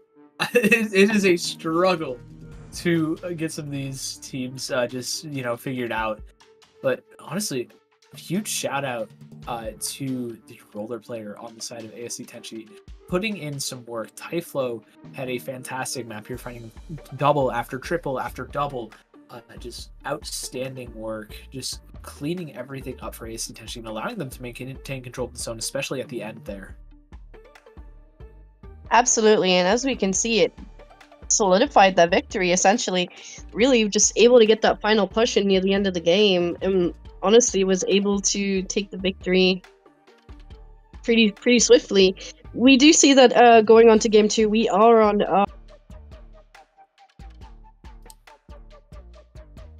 Hagglefish Market. That took a lot to think about there. I don't know why. What a map mode. It definitely is like a really good pick for all modes, in my opinion. Not so much Clan Blitz, but in the majority of situations, especially tower control and splat zones, it's a pretty good pick. Yeah, it's very standard. Very normal. There's not pretty much. There's not too much of the map, to be honest. Yeah, it's pretty linear. You take some of the space. The retakes can, you can see them pretty take shape pretty easily. You just go with the flow of the map. Where the verticality goes, you go. Pretty standard map here. No backline from the side of Bird here. Just as a quick little side note, that kind of bit them a little bit in the butt, but Soren is a very solid Zap player. And this honestly feels like a little bit of a playground for Zap if you can find a way to deal with that sniper. And with Azuka, you certainly can. Oh, absolutely. We do see the first set of strikes being brought out on zone right now, which causes Bert to almost lose control of the zone. They do manage to repin it, that roller going down to the NZF right there. We do see the Zuka being brought out right there, seeing if they could find anyone. Unfortunately, not being able to get anybody with that Zuka right there. We do see that essentially Tenchi is pushing themselves up pretty aggressively right there. The roller player managing to get 2 people, I'm pretty sure that was, and solidify the control of the zone right here. We do see the roller right now just working on trying to keep people away, but unfortunately does get taken down. Zuka is brought out once again by the shot, and we do see them manage to take control of the zone right now. We do see the pencil right here just trying to work on supplying paint for that team right now, and also the cooler being brought out, which will allow Tenchi to push themselves back in. We do see that the bucket right now is really just trying to go in. The roller play unfortunately does get taken down. 2 people down from that side.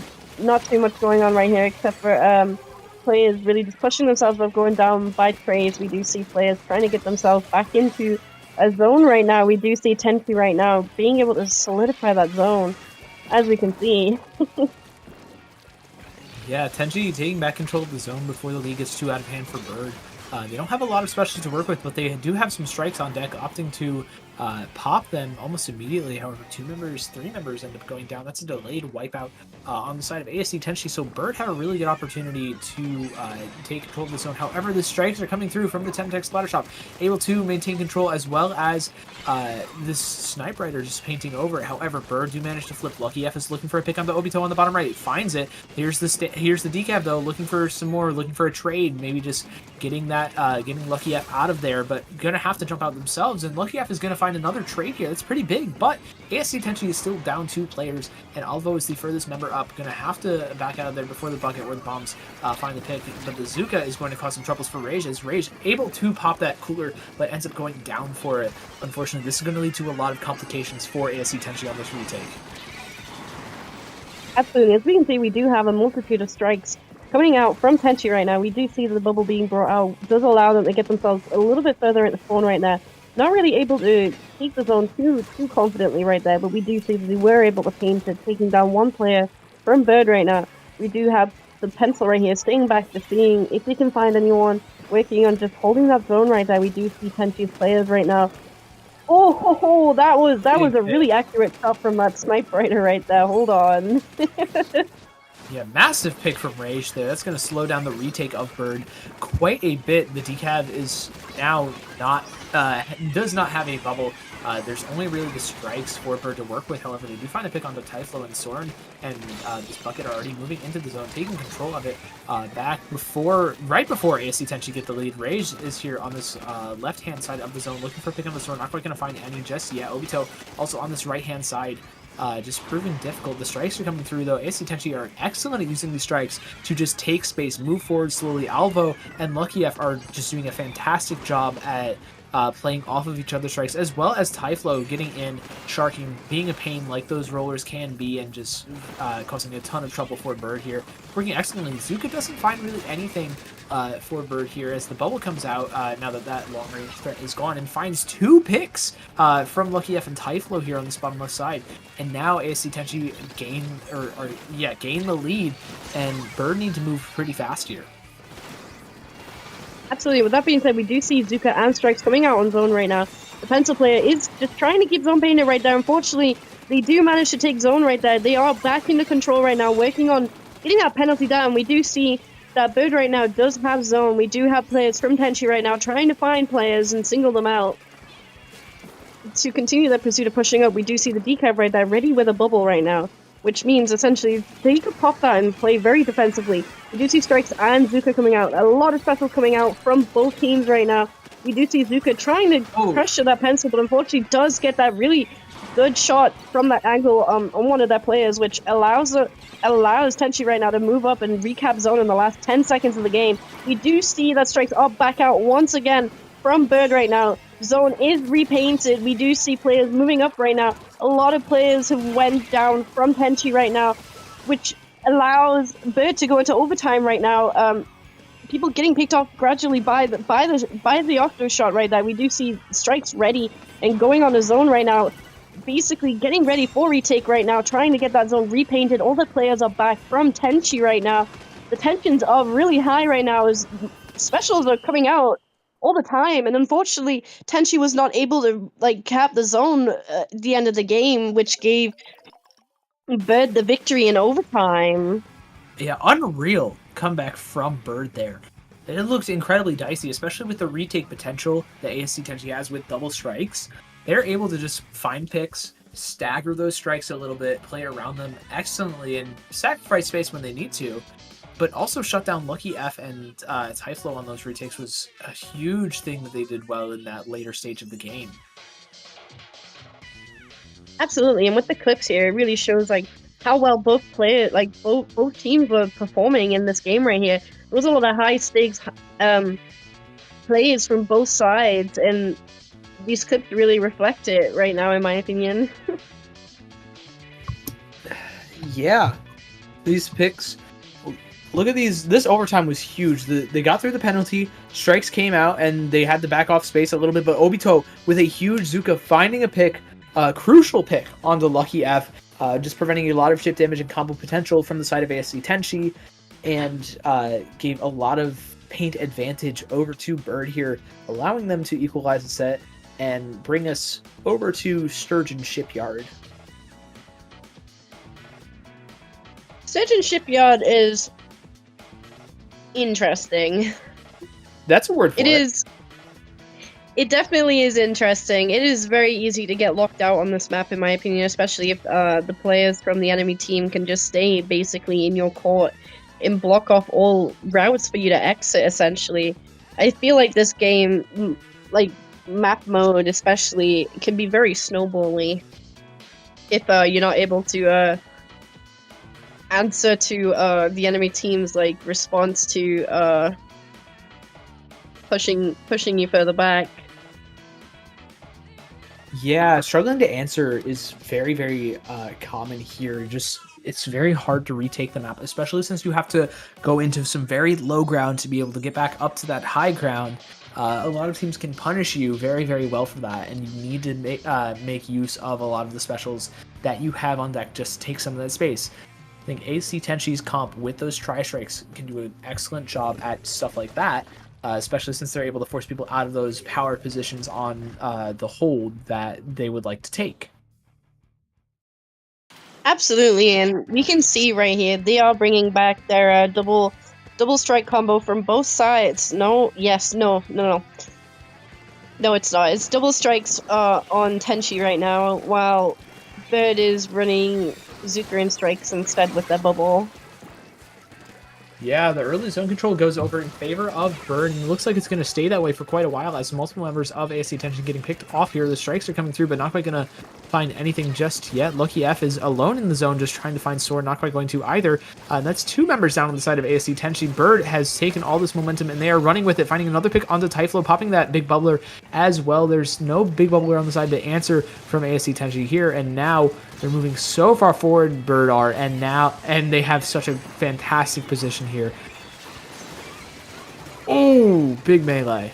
Oh, that was nasty. As we can see, Bird is really good at keeping Tenchi in their spawn right now, not really allowing them to get themselves out. We do see the decav right here just working on taking out the zap, is able to do so, which will make Tenchi's ability to move in a lot slower. We do see the strikes coming out from Tenchi right now.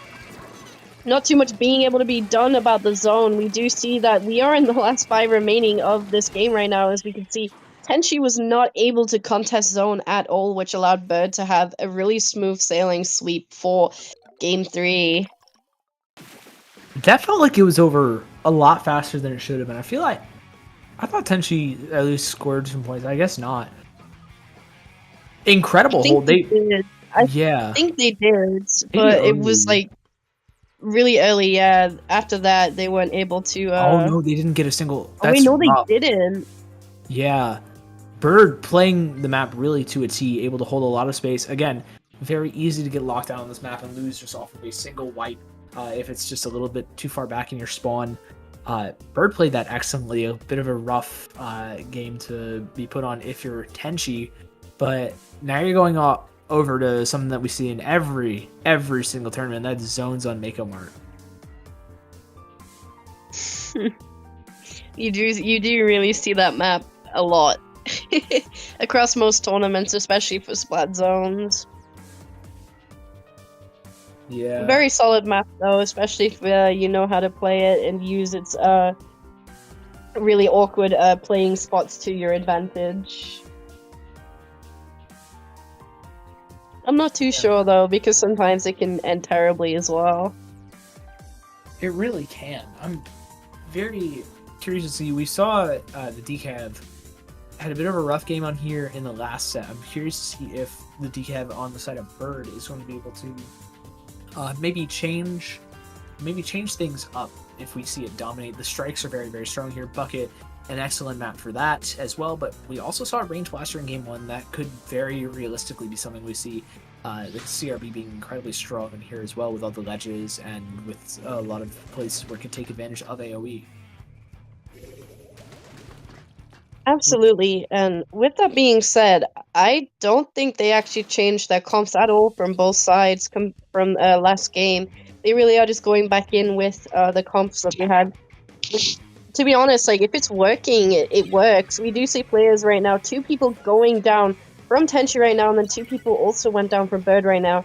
We do see Zone currently is still being contested. We do see Tenchi's players right now trying to take that zone control for the first cap. They already did, actually. Now that I look at the counter, we do see that Bird right now is just trying to get their footing back. They're trying to get themselves back in. We do see them taking the control. Zuka not actually being able to find anyone. We do see players from Tenchi right now really struggling to get themselves back into spawn right now. One player going down. Lucky, unfortunately, getting picked out. We do see a jump out from Tenchi right there as they are forced to regroup. We do see multiple players from Bird right now really blocking off all angles of the map right now, really forcing Tenchi right now to drop on that far right corner right there. Strikes going out on the zone in a desperate attempt to neutralize it. As we can see, it did stop the counter for a moment, but Bird was able to repaint it straight away as they were able to just completely go back over without running the risk.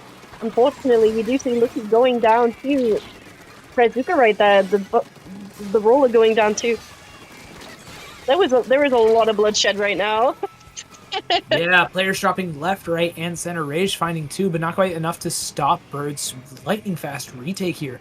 And they're already ticking down past 10 points. They're looking to get into these winners finals. The strikes are coming through, but is it too late? No, not quite. Both strikes coming through from ASC Tenchi. They're able to get that retake through that penalty rather quickly. It was quite small for a penalty, and now they're scoring points. Typhlo goes down, but finds 2 as well. Rage and Alvo are here to hold. Obito pops the Zuka, but are you able to find anything? No, not quite. Quite the inverse, actually, as one member goes, as Alvo finds the pick on the Obito, and Lucky Guy finds the trade too. However, the zone is neutralized, and this bucket is still sitting inside of it, allowing Bird to just fully retake that zone. ASC Tenchi is not able to score that many points quite just yet, but Alvo's strikes are coming through, able to flip it back. This zone is just non-stop blue, yellow, blue, yellow, blue, yellow. I cannot believe it.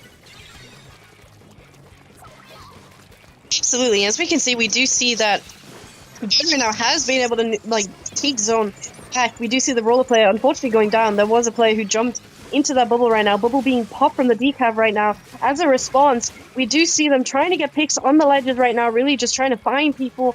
We do see them trying to move their way into spawn right now, sneaking up behind them, probably for some form of surprise attack. As we can see, we do see the decav right now just trying to get somebody. Strikes coming out. We do see 2 players going down from Tenchi right there.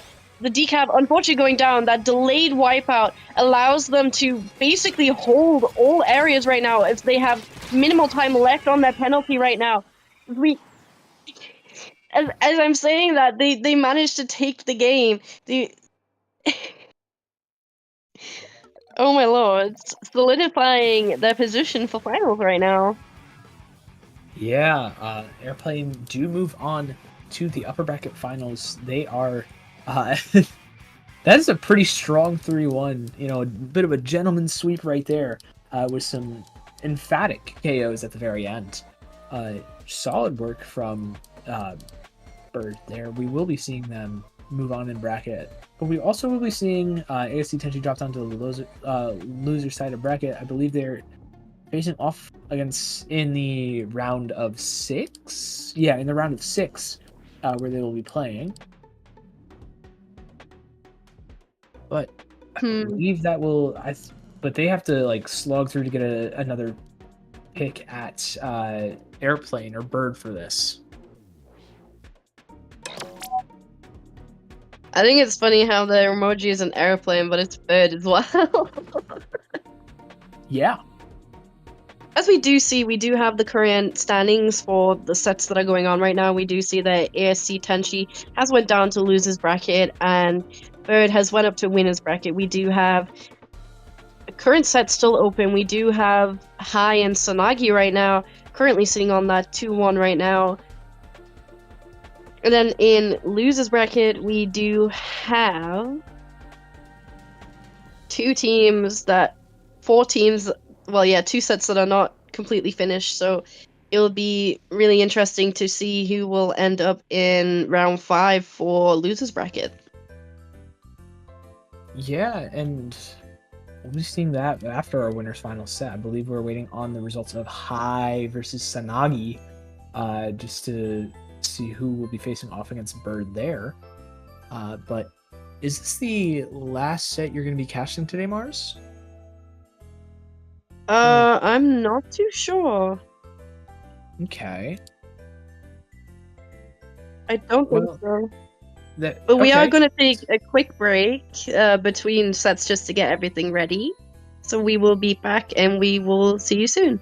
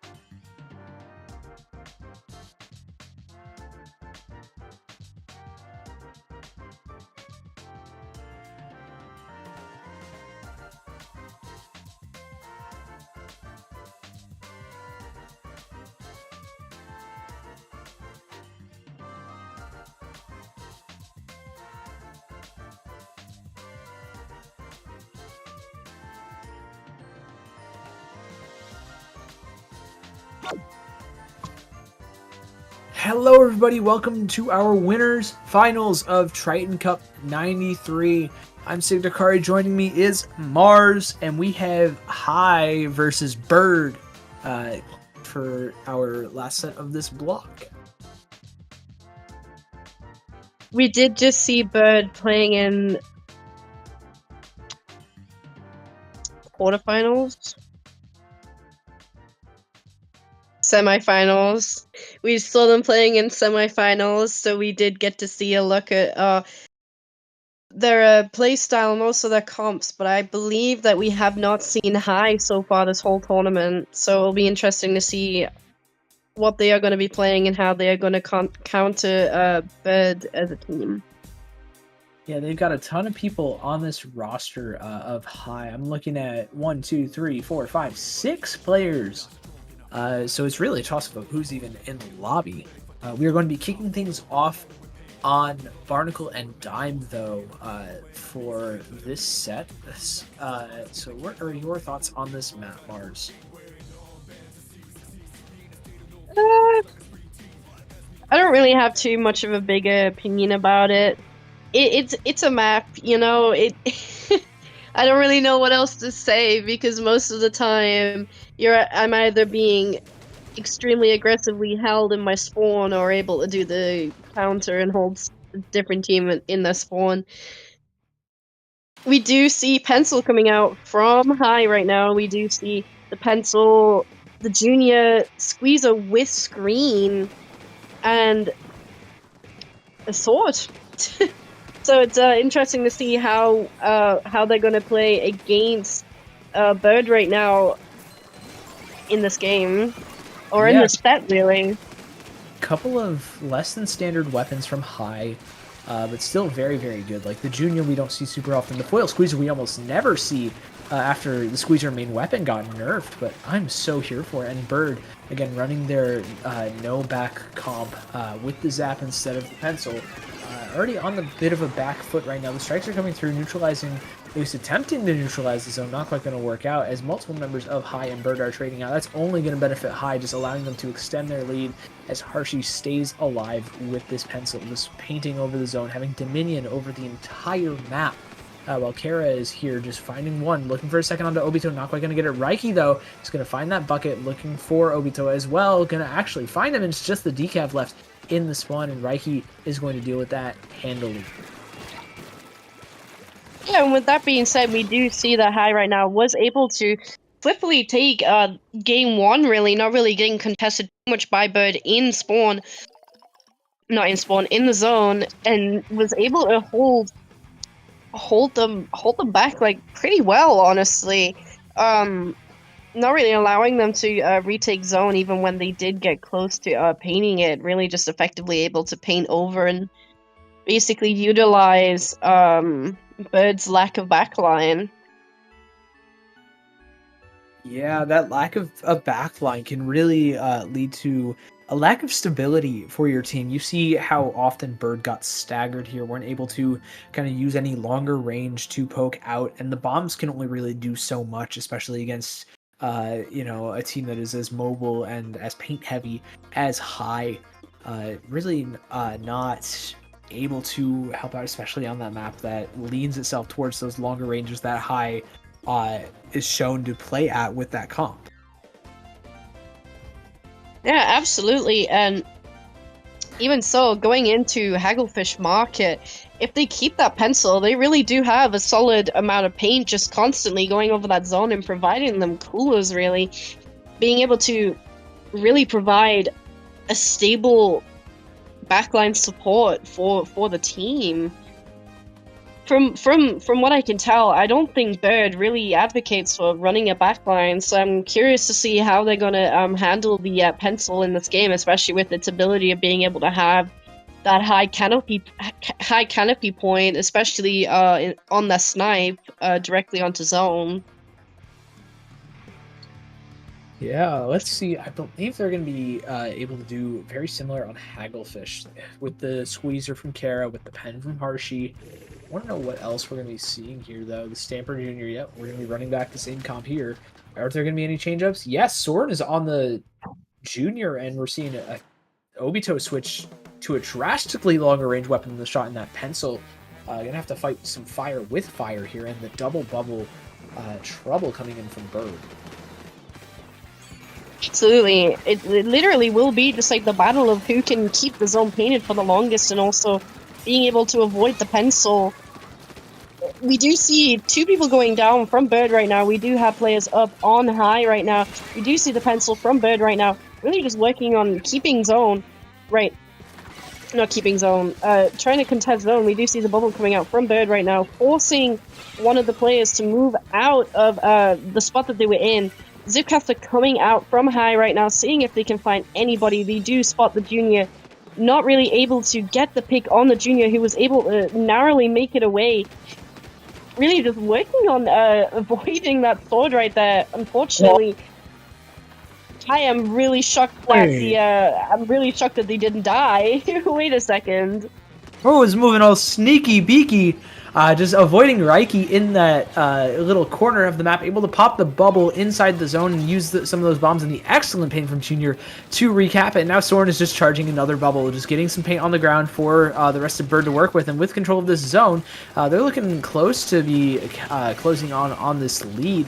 Only 7 points separating them. However, Soren does end up going down, and that's a lot of the paint gone for Bird here, as well as the Decapitator. There's a lot of your lethality. It's 3 members, just the pen left standing for Bird. And High are able to capitalize. Kiki already moving forward. Raiki with the Zipcaster at the ready, just sharking under the ledge, going to get picked off immediately by a bomb, but thanks to the cooler, that's not going to matter quite so much. And Harshi in a fantastic high ground spot, just trying to hold this zone. Soren with the bubble, though, is going to come through. The Zipcaster does find one, looking for a second, forcing people out of the bubble, looking for Soren here, but Soren just staying mobile, staying alive is the #1 task. But however, the bucket does end up dropping. Kara on this bottom left, also looking for more picks. However, getting spotted immediately by the Snipe Rider, just trying to hold as much space as possible, already dragging Soren down into this bottom left, and now High are still in control of the zone. As we can see that High right now is working on getting that penalty down. We do see the sword right now just trying to contest that pencil player right there. Not really able to get a pick on anyone, being forced to move back. We do see the pencil from High's team right here, just like working on trying to reposition themselves, get an aggressive position, see if they can get anybody picked off. We do see 2 people going down from Bird right now, being able to retake that zone after it was neutralized by Bird. We do see the delayed wipe right there. 3 people have went down on that right quarter of the map right there. We do see 8 seconds left on the counter right now. We see Bird right now not being able to get themselves back into spawn, which gives High the victory for game 2. Yeah, and this is already shaping up to be one of the fastest sets we've seen in quite a long time. High with 2 very, very fast KOs here on the map. Already up 2-0. We're moving on to our next map of, if I can remember properly, doesn't matter. But High is up 2-0, just able to play towards the squeezer, towards their comp in general, the Stamper and Squeezer combination, something that we used to see quite often, but got nerfed, but still able to play around it very, very effectively with the amount of paint that they have from Harshi and from their Junior. Absolutely, and back onto the games, I'm pretty sure game 3 is Mahi Mahi Zones from the last time I looked. So that'll be interesting to see how much paint they can actually conjure up. Oh, I was correct, it is Mahi. Yeah, this is going to be a very big map. We might be seeing a pencil again from Bird here, but with both those options really not working out in the best way for Bird, you have to wonder what else is in their wheelhouse. What else are they like hiding deep in their pockets that they could maybe pull out, maybe find a way to beat High? They need to find something fast if they want to stay in winners. Either bringing out ink strikes or even like a weapon with reef slide. It could be really good for retake on this map, especially. I guess it really depends on how much of a comp they really want to run that advocates for having pain or range, because they could probably end up going back down to their short range weapons to see if they can really counter High on this map, considering it's a lot smaller, which means it's a lot more easier to get your hands on the backline, especially if they're on the snipe area, which it's a playground for a lot of weapons, actually. Yeah, definitely a lot of weapons can thrive on this, especially everything that we're really seeing from High here. We're going to be seeing Obito switching off of the pen. Soren is back on it over to the 52 gal, maybe for more fighting ability from the side of Bird here. I'm very curious if it's going to work out. It's going to need to if Bird want to stay in winners, and it looks like it's already doing so so far. High already popping that bubble early, going to have to play back a little. However, two members of Bird are going down, make that 3 almost a full wipeout, and High is already moving fast. They have control of the zone. They have multiple specials up. The cooler's already popped. However, the squeezer of Kara does go down here. This is going to cause a couple of issues for High here. Being a man down on this retake is going to be tough. However, Raiki finds Obito. That's going to be big. There's your 52 gone, your number 1 fighter. There's your Zap gone too. There's the cooler. Raiki with the zip catcher is doing so much, forcing multiple members to drop back as well, allowing Kara and Kiki just to live in this spawn of Bird here. It is looking fantastic for High right now. Oh. With that being said, we do see that Bird was able to get that delayed wipe on High right there, allowing themselves to have a little bit of a moment to breathe and really spread themselves out to see if they can basically counter High right now, seeing if they can practically just get their points back, snatch them back without a moment's notice. We do see the Gal player going for the pencil right now, Strikes coming out on their snipe right now, really forcing the pencil to move back right now. We do see the Sword right there camming the ledge, seeing if they can find anybody, unfortunately going down, which gives High the numbers advantage right now. We do have the bubble coming out right here. We do see Zone being painted, able to get that retake. Three players going down from Bird right there, and we do see the wipeout that High has just done on Bird right now, which allows them to move back into the spawn right now, the bucket right now, seeing if they can find anybody. Unfortunately, does get taken down, not able to answer what the squeezer was initiating, essentially pushing them back. We do see both swords right there, seeing if they can get each other, and not able to. We do see 3 people really scattering themselves towards one side of the map right now from Bird right now. The sword going down from High right now, Strikes coming out on zone.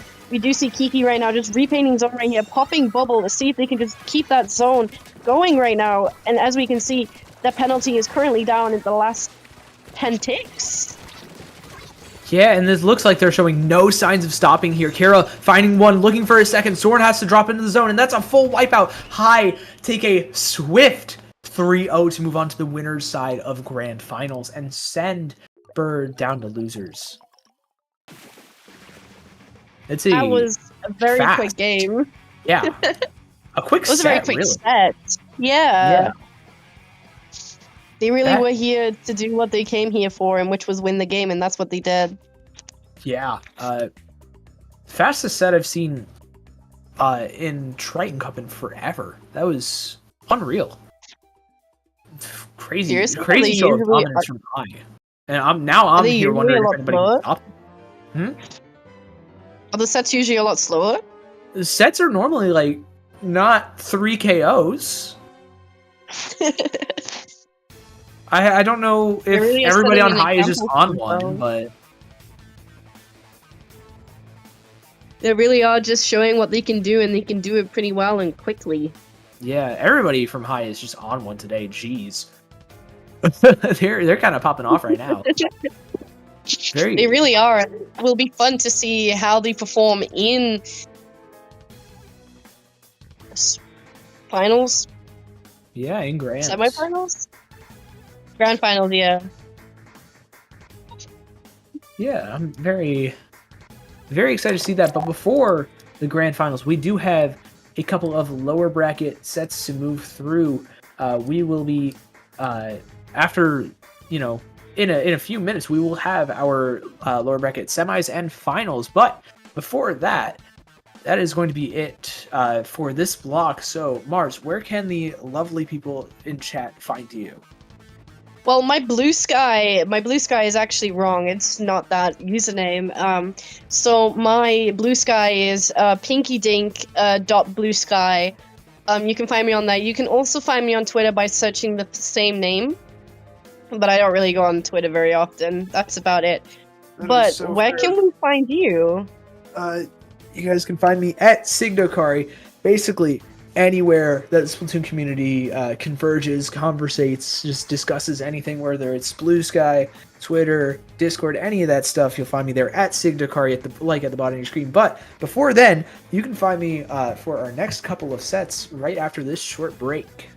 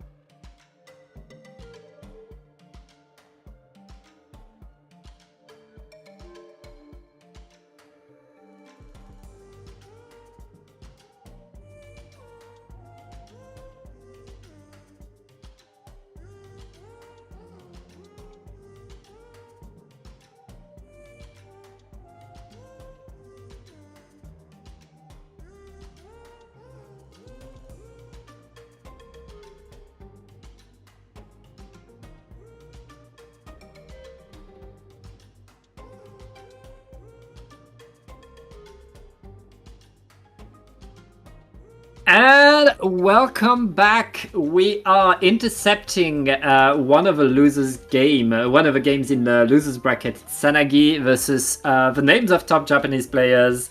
Hi, I'm Pat again with Sig. Sig, how's been the tournament so far? It's been pretty fun. We've had some good sets so far. We got a reverse sweep in the upper bracket a little bit earlier. But now we're in the lower bracket. We're back to the best of threes, and we got some pretty solid teams here already. Sanagi versus these JP top players. Sanagi we already saw on stream. And they have taken the first map of Museum d'Alfonsino. We're going to be moving on to map 2 of Crablet Capital. Yeah, and one thing to note, they took game 1. These Japanese top players, they're not actual Japanese top players, that's just like their team name is the names of Japanese top players. They're not confusing at all. Nope, not one bit. Okay, let's get right into the game. And we see Sanagi on the one side. They are bringing they're bringing a pretty classic. Both teams are bringing pretty classic weapons, honestly. Yeah, the pen, stamper, and then just a shooter +1 seems to be very, very common so far in this tourney. We've seen it from multiple teams, especially the ones that have been placing very highly. It's just Yukari left standing in this bottom left against 4. Finding a trade onto a deal is going to be okay, but not quite what you're looking for on this retake. Alex is on this top left, has the 52, has the Killer Whale 5.1 at the ready, going to pop it on a deal here with the Tri-Strikes and the Tactic Cooler for this retake to be kicked off by the JP top player pickup. But Sanagi is still keeping her cool, holding strong, and Alex goes down here in this bottom right area. Yeah, and right now Sanagi is still holding the zone incredibly well. That Zipcaster is maintaining the pressure, making sure that JP cannot move forward, and Sanagi is looking to just get 100-0 right there. JP, they need to get the next push, and they need to make it work right now.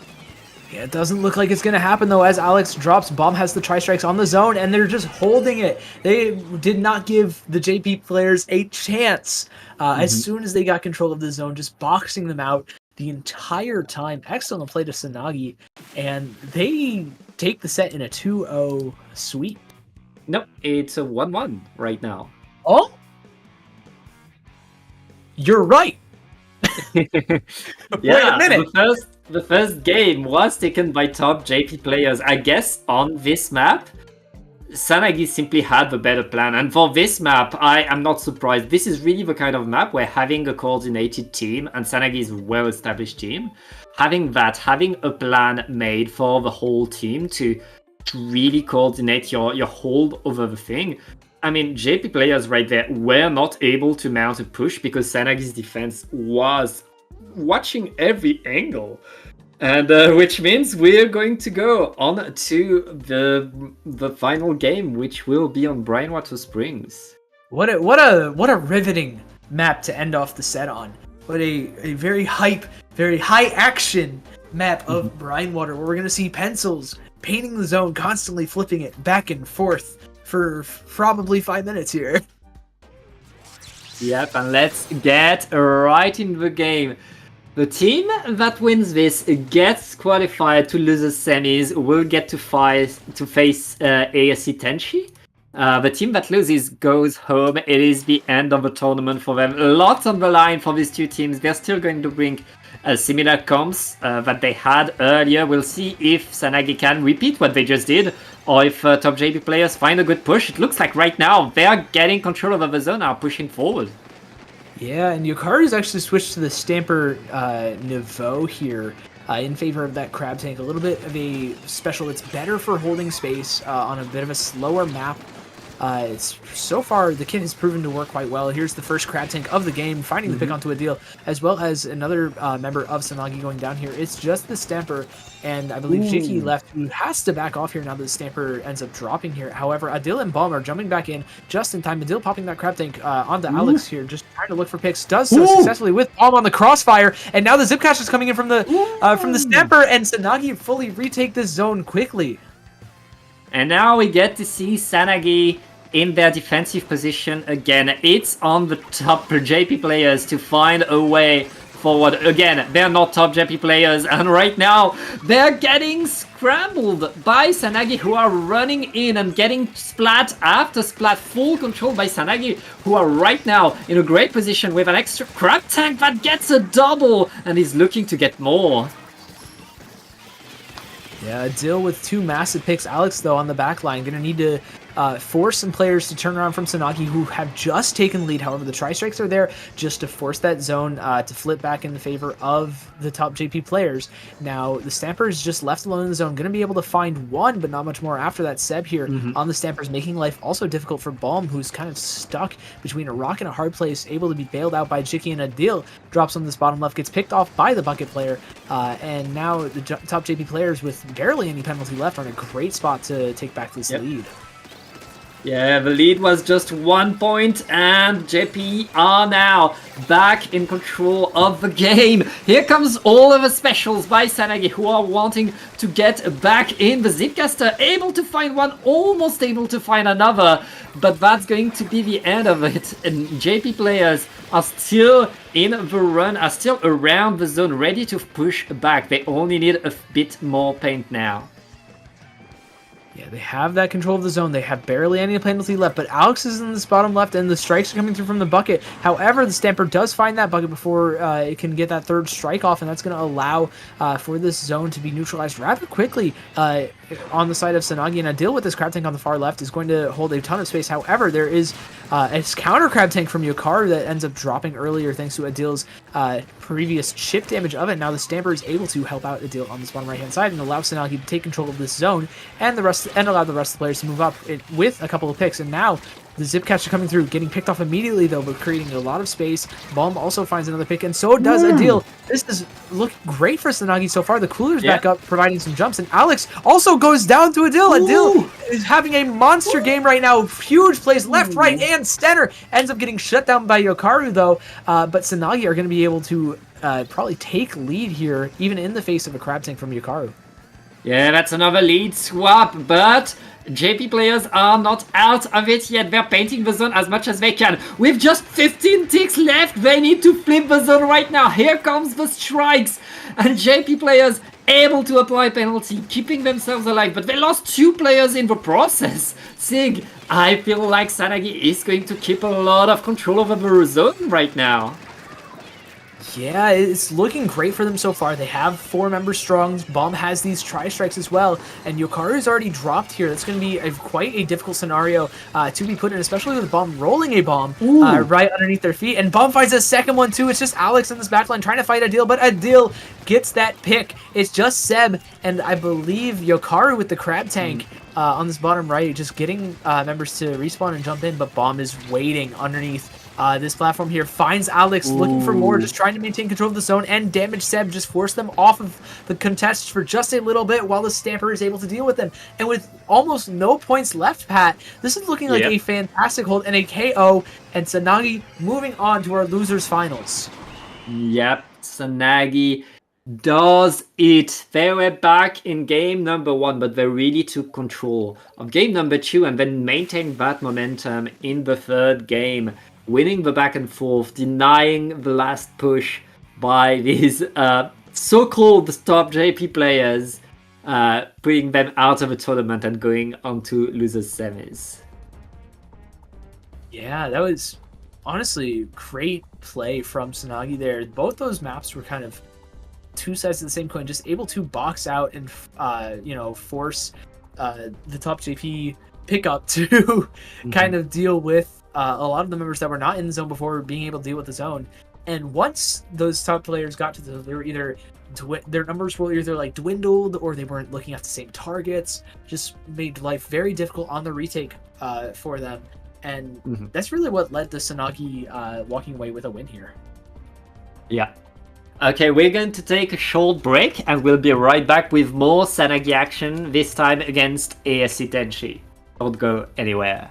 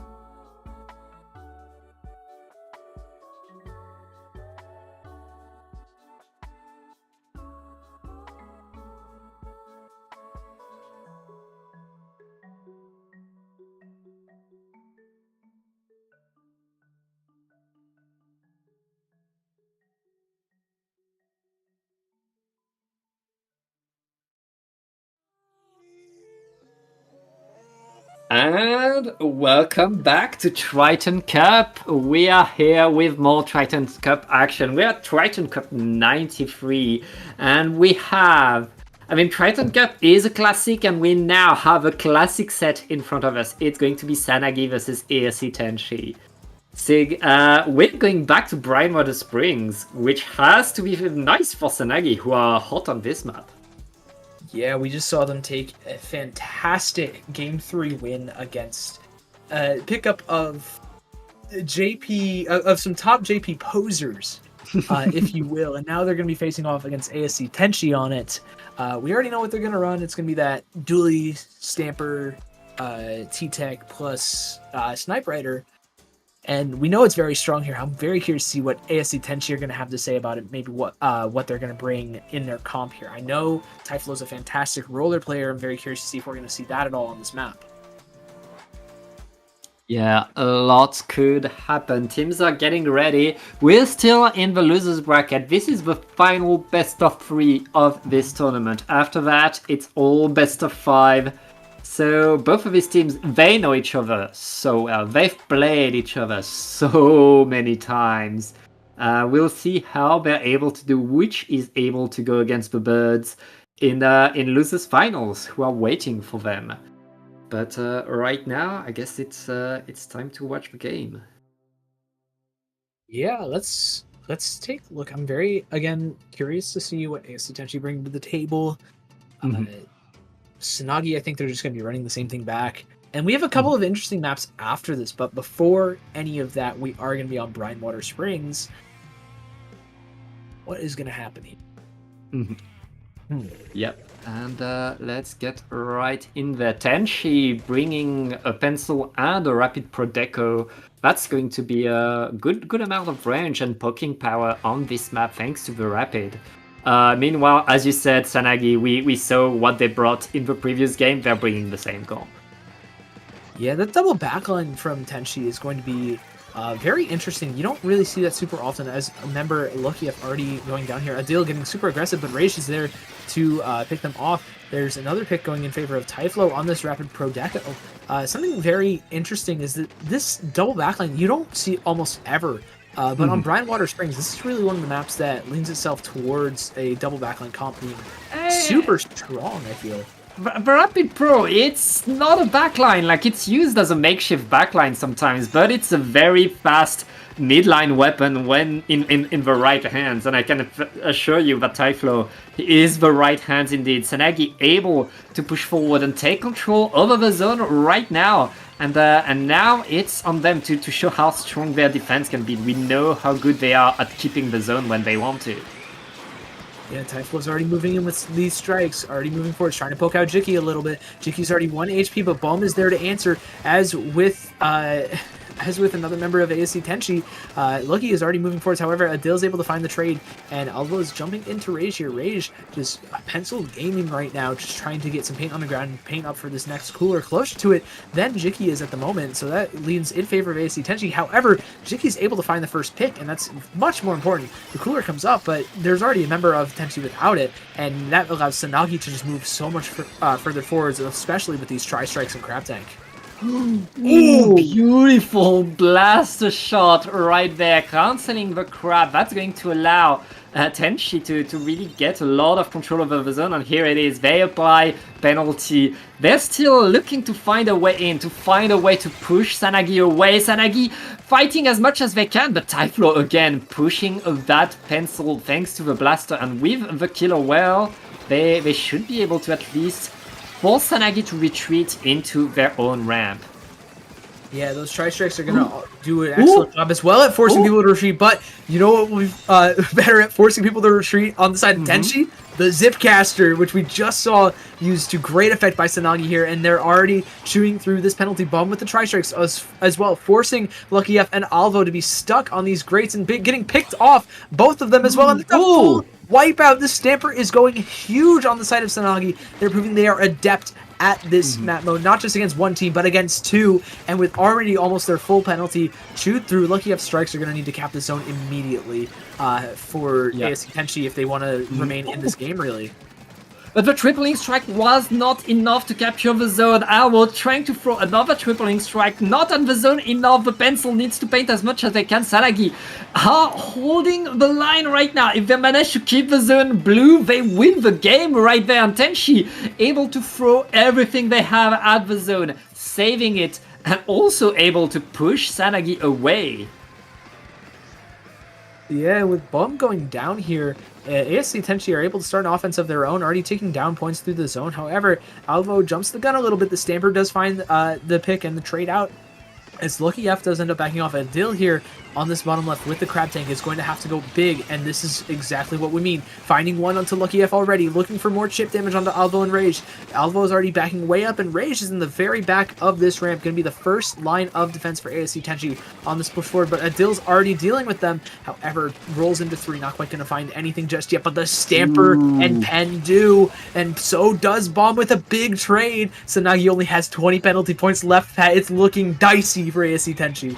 Yeah, and that's another tripling strikes for Tenchi. Again, not able to paint the zone enough. The other strikes coming and are enough to let Tenchi stay in the game. They have a 1 minute Sig. 1 minute to get a comeback now. They need to hold the zone incredibly strong right now. Yeah, it looks like that's not quite going to be the case just yet, as multiple members of ASC Tenchi go down and the tri-strikes. However, Lucky F is trying to make a difference in the backline, not quite going to. The bucket does get picked off, and a deal with this crab tank is going to be allowing the rest of the team to move forward. The Zipcaster gets picked off. It's just a deal left, however, damaging so much on Rage. That's going to lead to quite a few issues for ASC Tenchi right now, as a deal swings out, finds Lucky F as well, gets traded out, though. That's going to be pretty big. However, Sanagi have almost no penalty to speak of. This last retake from ASC Tenchi is going to need to go huge. It's going to need to allow them to capitalize off of the entire lead. Only 10 seconds left too. They have the zone, but can they find the picks to go along with it? Yes, they do. There's 2 of them. It's just Jiki and Bomb left. Can they find these picks? Can they stagger the rest of Sanagi? Maybe get a chance at taking this lead back, stealing a map under the nose. Typho goes down though. That's 2 members. The strikes are coming through from Sanagi. The answer of Tenchi, but it's not enough. And Sanagi take game 1 of our losers semifinals. Yeah, very nice control by Sanagi right there. And Tenchi fought them hard, but in the end, Tenchi managed to get some control, but were a bit too late to get it. And then, I mean, Sanagi, they had the tripling strikes, they had their pencil in position. Tenchi were forced to move forward, try to take them down to maintain the overtime, and they fell into Sanagi's hands right there. Sanagi, very, very nice game overall, even though Tenchi, I mean, they showed they have what it takes to fight them. In the end, Sanagi a bit of a better pace. Yeah, they were able to keep the pace, play with the strikes, and the Stamper really was a massive difference maker for Sanagi here. The Zipcasters constantly on top of Rage, causing so many issues for the backline to really make anything happen. And it really helped out Sanagi so much on a lot of their retakes. Yep, but it's only game number 1. Now we're going to the map that was chosen by ASC Tenchi. And not a map we see that often, Sig. It's going to be Scorch Gorge. How often do you see Scorch Gorge on zones? You see it almost never. Somehow you see it more often than on tower control, but you still really don't see Scorch Gorge zones often unless it is a zones only tournament. Just a huge zone. It can be very difficult for a lot of teams to play around. So oftentimes teams will just decide it's really not worth their time to practice or, pick in a tournament setting. But, we see it from ASC Tenchi here. Clearly they have some practice on it if they're confident enough to pick it. Yeah, and the fact that Tenchi has a rapid pro deco paired to the pencil will help them wonders. That long range fast blaster can simply get under every ledge and threaten so much of the key points of the map, really not allow you to paint from a safe position. That's honestly a smart choice by Tenchi. Sanagi will need to find an answer, but they are on match point, so they still have a little bit of momentum for them. Yeah, let's see what... Oh, that's a major comp change on the side of ASC Tenchi. Yeah. With 2 of the weapons getting changed. Alvo is switching over to the vanilla shot, and Typhlo's back on the roller. Yeah, meanwhile, Lucky is on that slusher, and that's going to be the slusher and the roller paired up together to really threaten these ledges right now. Both teams trying to find a way onto each other, trying to win the fight, and it looks like the fight is going pretty well for Sanagi right now.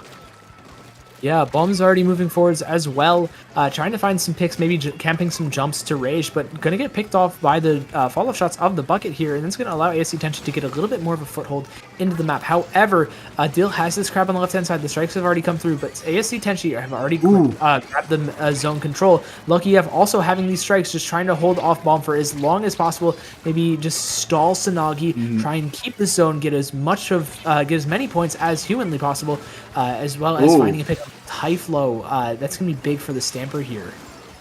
Yeah, and look at that. Penalty was not applied. That Sanagi took a lot of control over mid, but this zone is so big. You can't paint it all. Right now, Tenchi had the time to come back in, and we're back to a fight for mid. We're back to neutral.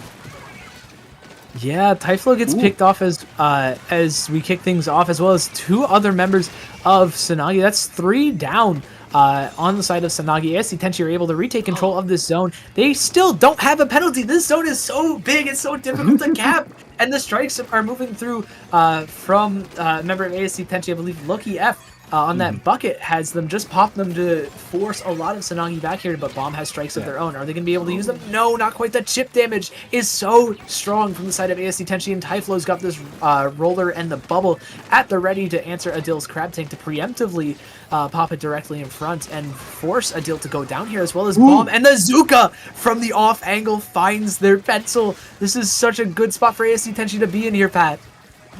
They are in full control of this game. Sanagi hasn't scored a single point, even when they were winning the fight. Tenchi kept control of the objective. Really a masterclass on how to play this map. Yeah, great work. Take the zone if you can, and if you lose control of it, just stall. You know, they did that, executed it to a T. They know how to play this map. They've shown that they can now, and they have evened up the set count. We are going to our 3rd and final map. The decider is Barnacle and Dime. Yeah, Barnacle to decide it all. We're getting now to a classic map. We had the 2 weird map, but we don't see that often. Barnacle and Dime, much more of a well-known map, a more known quantity where everybody has a plan for Barnacle.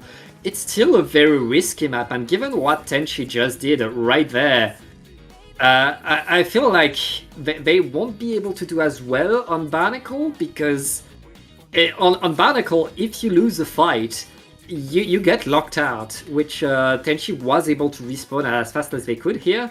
On Barnacle, I have no idea what kind of dynamic we'll have.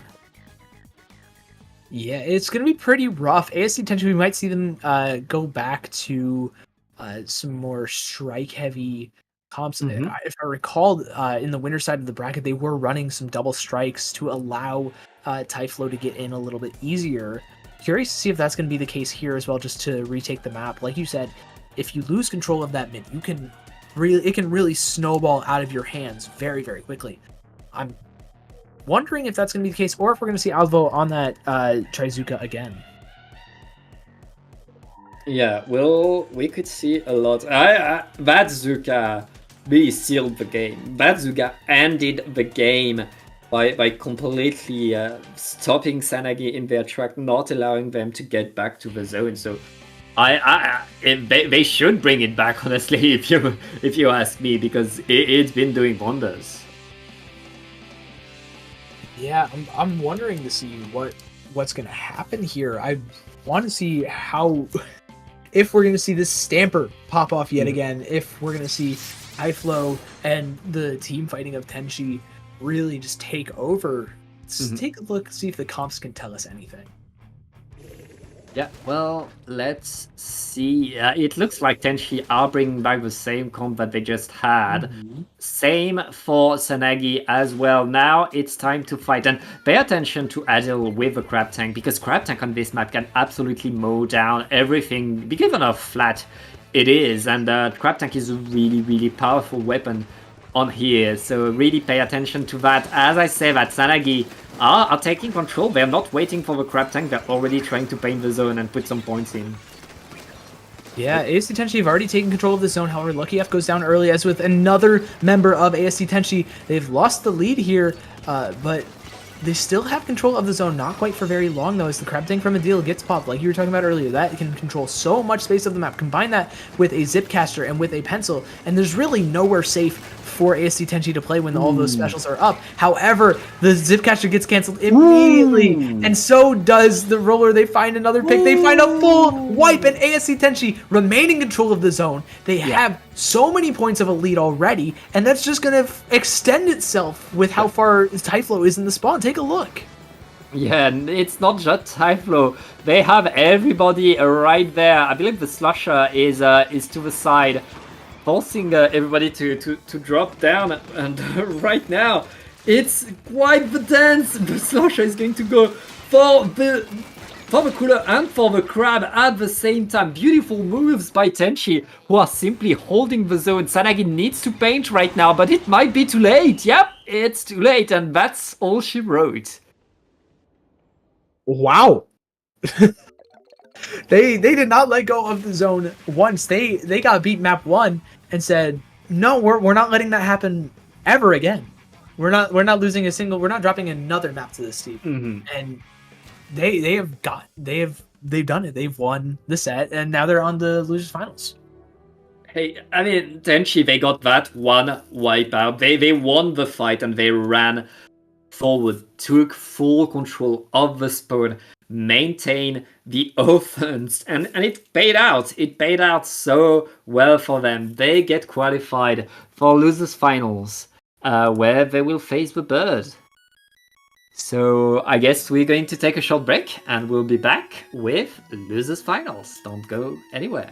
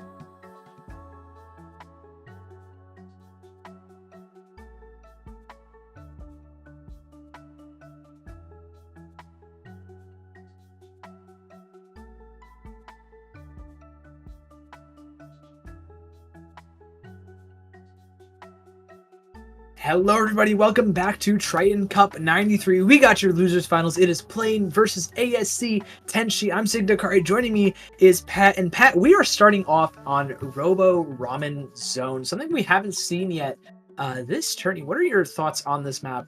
And, why has it really become so popular?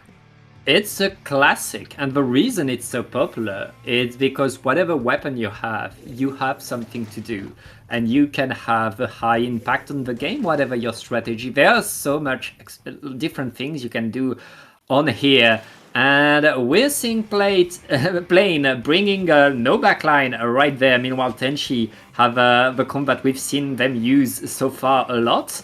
And Plane, on the other hand, very much more into the fight, want to get in, and it looks like the fights are going their way right now. Yeah, already 2 members down on the side of ASC Tenshi, leading in favor of Plane here. Plane also forcing off the jump from Rage and finding a jump camp on the Lucky F, as well as the respawn on the Alvo. Plane is looking monstrous to kick things off, and the Zuka picks from Obito are just leading to more and more snowballing. Plane is just looking dominant so far. Only 2 members left up. Tenshi's going to have to pop this bubble pretty early here as well. And find the pick on the Typhlo too. Nobody's able to play in that bubble. Just gets shredded immediately by the Tri-Strikes and everything. Plane has looked dominant so far this game. Yeah, very, very nice hold by the plane emoji. Tenshi throwing a tripling strike at the zone and allowing themselves to get in, but that's not enough to flip it 2 down onto Plane. That should be enough for Tenshi to get in there, but oh wait! They lost 2 themselves, and thanks to the bubbler and everything, Plane was able to respawn, get back in there. Plane are so fast, and that decapitator is going in, bringing out the toothpaste and stopping everything. Just 15 ticks left onto the zone. Tenshi has 1 more shot at painting it. Yeah, but Obito finds one. That's Rage gone. However, the Tri-Strikes are coming through. The zone is full. Flip for Tenshi thanks to those Tri-Strikes. Even with multiple members down, they're able to stabilize, neutralize that zone, flip it, and find 3 members of Plane here. However, the jumps are coming through on the Soren, and this is going to mean Plane have a really solid shot at retake. However, Tenshi is still there to hold them off with the Tri-Strikes, with the big bubbler. Just looking fantastic for them. The strikes come through on Plane's side, though, neutralize the zone just a little bit. And now ASC Tenshi now have to back up just a bit, play neutral a little bit more. You're out of the advantage state, and now you have to avoid Obito Trizuka. Yeah, Plane right now have a monster lead, forcing Tenshi to go for a KO. Right now, Tenshi obliging, trying to fight for that zone, but here comes the bubbler next to the zone. That bubbler is so dangerous with a decapitator in it. And right now, Plane is simply taking back control over the zone, trying to force their way in, but the roller is going to end that push. It looks like Tenshi are holding the zone as well as Plane were earlier. Oh, wait, as I say that, they lose it.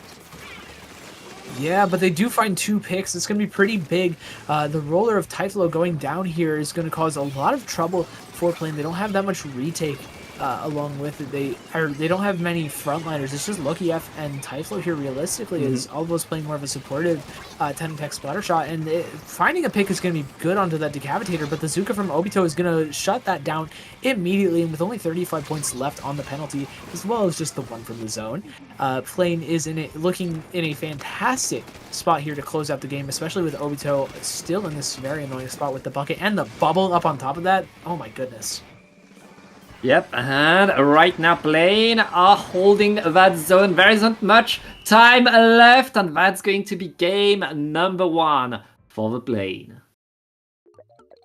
Yeah, already kicking things off pretty quickly. Looked like it could have ended much earlier, but ASC Tenshi able to clutch up just in time. Unfortunately, it was not enough for them. They're going to have to answer back in these next couple of maps instead. As we move on, they had some pretty good spots there. The Tri-Strike's able to, neutralize the zone on multiple occasions, but really didn't look like they were able to deal with the combination of the decapitator and really like the shot Zuka. Yep. And by the way, fun fact, that meme decapitators alias is French for toothpaste, which really is fitting. Yeah, that's cool. I didn't even. That's real. That's a really fitting nickname. Yep. I mean, that weapon has climb the rank. So many top players really love it, really want to commit to it, and it's a pleasure to see people push a weapon and do interesting things with it. It's very strong. As someone that doesn't made it, I hate to fight it, but that's how it goes. Now we're going to go on to Undertow Spillway. Very different map. I love to see double zones. And this one, map number 1 was chosen by the plane. This one is chosen by Tenchi, so maybe they'll find a comeback on there. Yeah, it's entirely possible. One of those zones that it is also can be very difficult to fully cap it. Like we were talking about in the previous set with Scorch Gorge, this zone can take a little bit of work to fully cap. Just it being a split zone, the zones being very small as opposed to very large. It can lead to just very, very short pushes or just some burst paint being used on the zone to neutralize it very quickly. Whether that's bombs, whether that's maybe an explosion or a couple of pen shots. Honestly, like it can be very hard to get a massive lead on this map. Yeah, there's a lot of ways to play on there. Let's see what these teams do. And it's time for game number 2. Tenchi bringing back the Rapid Pro this time. They're done with a pencil. I guess we don't have a backline left for either of this team. It's going to be feisty on there. We don't need no stinking backlines for this map. We have enough mobility as is. We can fight. That's what we're here to do. And so far, it's looking like the fighting has gotten off pretty early. Obito already finding a pick onto Alvo, getting traded out immediately by Lucky F and Typhlo. However, the Decap and the Bucket are already moving forwards into the spawn of ASC Tenchi here. Only one member left standing, and they're not going to be long for this world as the multiple shots are able to deal with them. It's just Alvo left inside the bubble, and the Decap finds that pick immediately. The ability of that airplane pickup to simply go in, win that fight is incredible, but right now Tenchi is answering, and Typhlo is already taking zone number 1, looking to get the second, and it's very much not over, and it looks like Tenchi are getting more and more control. They still have to apply penalty, but more and more fight coming. That Decavitator needs to get controlled right there. Tenchi not able to end them.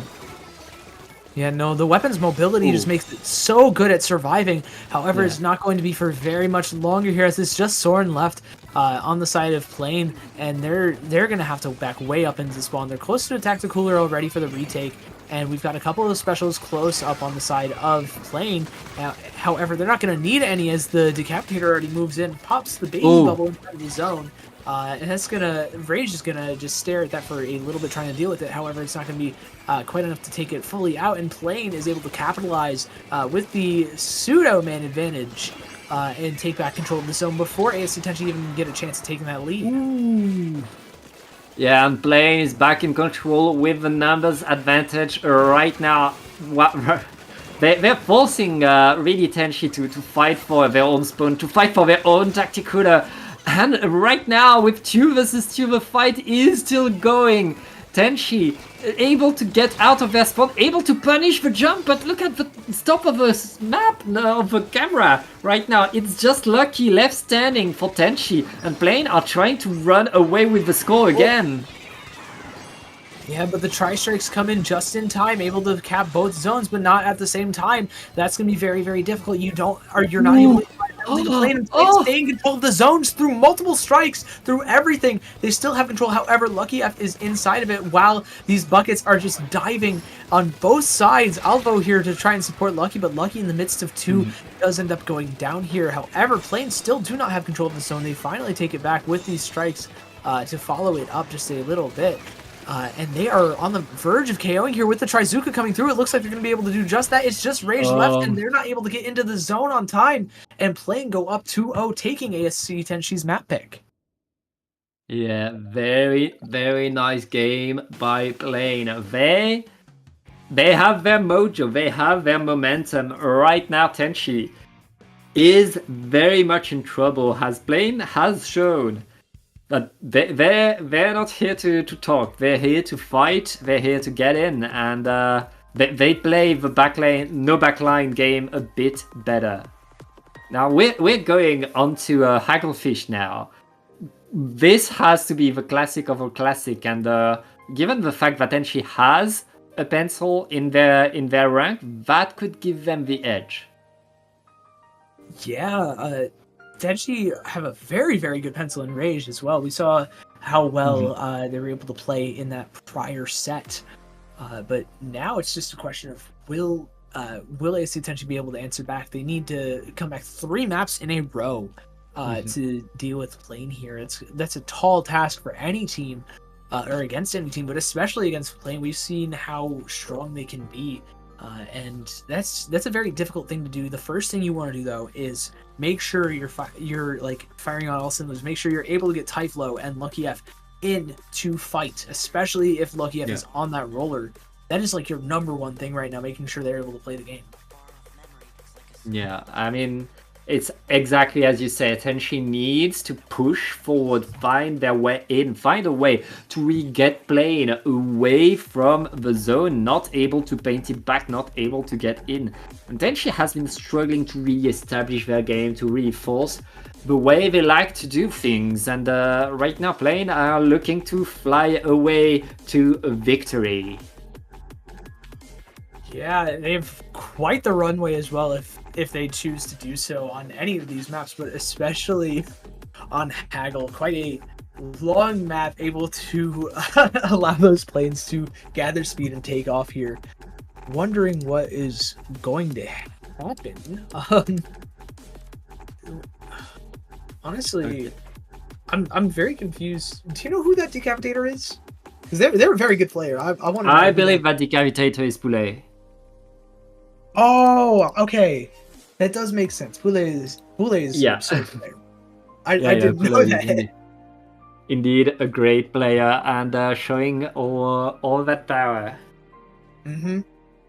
But right now, teams are getting ready. We are in the weapon selector. I don't expect much change in terms of weapons. I think Tenchi will bring back the pencil, but outside that, I think we're going to see weapons we've seen before.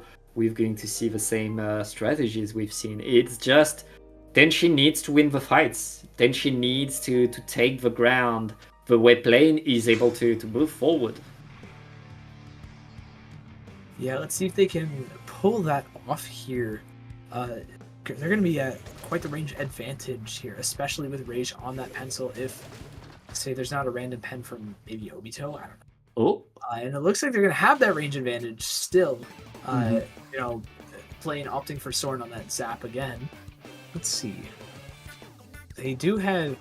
Let's just see what happens. Typhlo on that roller is not going to be like getting quite so aggressive. However, the Pooley does, and is going to get punished immediately by Rage, and that's going to allow ESC Tenchi to get control of this zone. Alvo is already popping these triple ink strikes and finding multiple picks. Our ASC Tenchi already moving forwards. This decap is not going to be able to do much, dropping into the little corner there, not quite able to find the pick onto Rage. That's a very, very difficult situation to be in, and ASC Tenchi are already down to 65 points before Plane can flip it back.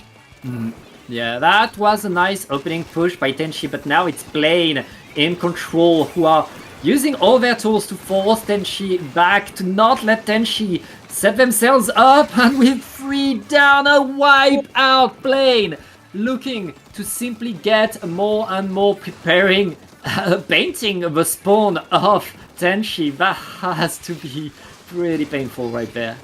Ooh. Yeah, but what else is painful is a roller to your forehead as Typhlo finds one, looking for a second one in the back of zone, maybe trying to catch a member of Plane in the back of the zone. Not quite yet, but going to pop that bubble as soon as the zone gets recapped. And Typhlo is still moving forward, is not quite able to find anything but the bombs do. Alvo's finding a second one onto Soren as well. It's just the 2 members behind the zone of Plane. Obito's already dropped off to this bottom side, trying to fight Lucky F with this Decapitator, and the Decap finds one, looking for a second one, not quite looking for the melee, but gets 2 with 1 slash. Are you kidding? That 3 down on the side of Tenchi for the price of 1. What a great deal to take if you are playing right now, and they have looked like no breaks, all gas on this map. Plane really established the chaos. They let Typhlo get onto the zone, but then everybody was behind somebody else. Everybody had to fight on both sides at the same time, and in the end, Plane were able to get a bit more from that fight, and they control the pace now. They're done with their penalty, and Tenshi needs to find a push forward again. And it doesn't look like they have any specials left. They're going to have to wait this time. Like, they need to push now. Yeah, they need to go immediately, but that's not quite going to be possible with Bazooka from Obito coming through, finding Rage on that pen, just sitting up on glass. That's the pencil spot to be in, but Bazooka's adept at dealing with it and playing with these strikes coming in from the bucket are going all the way back to grand finals. That's the kind of momentum that Plane wants. That's the kind of win that Planes wants. They really took control. They really win the fights, take the zone, and really keep it. Huge win right there by the Plane emoji. We'll see if they're able to get the comeback in a grand finals against the team that beat them earlier.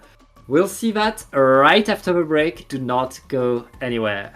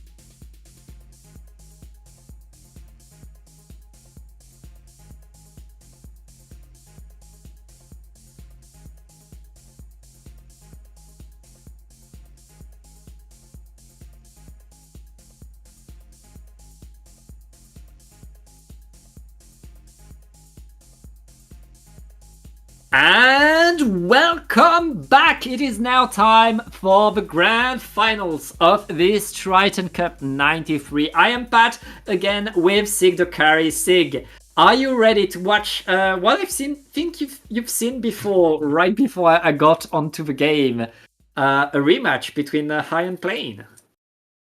Yeah, we're seeing a run back of our winners final set. Plane weren't happy with the way that it played out, so they are back here in Grands to make sure the same thing doesn't happen again. But to do that, they're gonna be needing to take 2 sets against High, and we're gonna be kicking it off on Hagglefish Market Zones, the map that we just finished on, Pat. Yeah, and that has to feel good for Plane, because we know how well they can play on this map. We know the kind of control they're able to take. The fact that this map is incredibly warm in their mind is going to help them. And they need to take every little thing that they can, because High, I mean, they're a monster. They've just speedrun going into grand finals. I don't think they lost a single game, and I wouldn't be surprised. Oh yes, they have lost 2 games actually. Really? But they've taken everything else. They've taken 2 grand finals by storm, and you really, really need to bring your A game if you want to fight them. Yeah, no, there are no slouches at all. Neither team really is, and it's really, I'm very curious to see what we're gonna see here on Hagglefish Market. We've seen High has Harshy, who's a very strong pen player. But Plane was able to just take out another incredibly strong pen player in Rage on ASC Tenchi. I want to see if they're able to do the same thing again. Okay. Okay, buddy. Yeah, well, it's time for the fight right there, and we'll see what these teams are bringing. It looks like the same comp for Plane, and is this what we saw earlier from High? Yeah, they've been running the squeezer, the foil squeezer vanilla stamper with the junior pen for some paint support. It's been working out really well for them. They've provided a ton of support for these 2 weapons here. Oh yeah, I mean, these 2 Slayer weapons are so dangerous when they are in the right hands. Right now, Plane already painting the zone, forcing Plane High already painting the zone, forcing Plane to come back in there, and Plane trying to fight, but both teams still fighting for this mid. It looks like with another bubbler. Oh wait, the Gravitator getting in there and getting the splat. It's Plane getting control of the zone right there.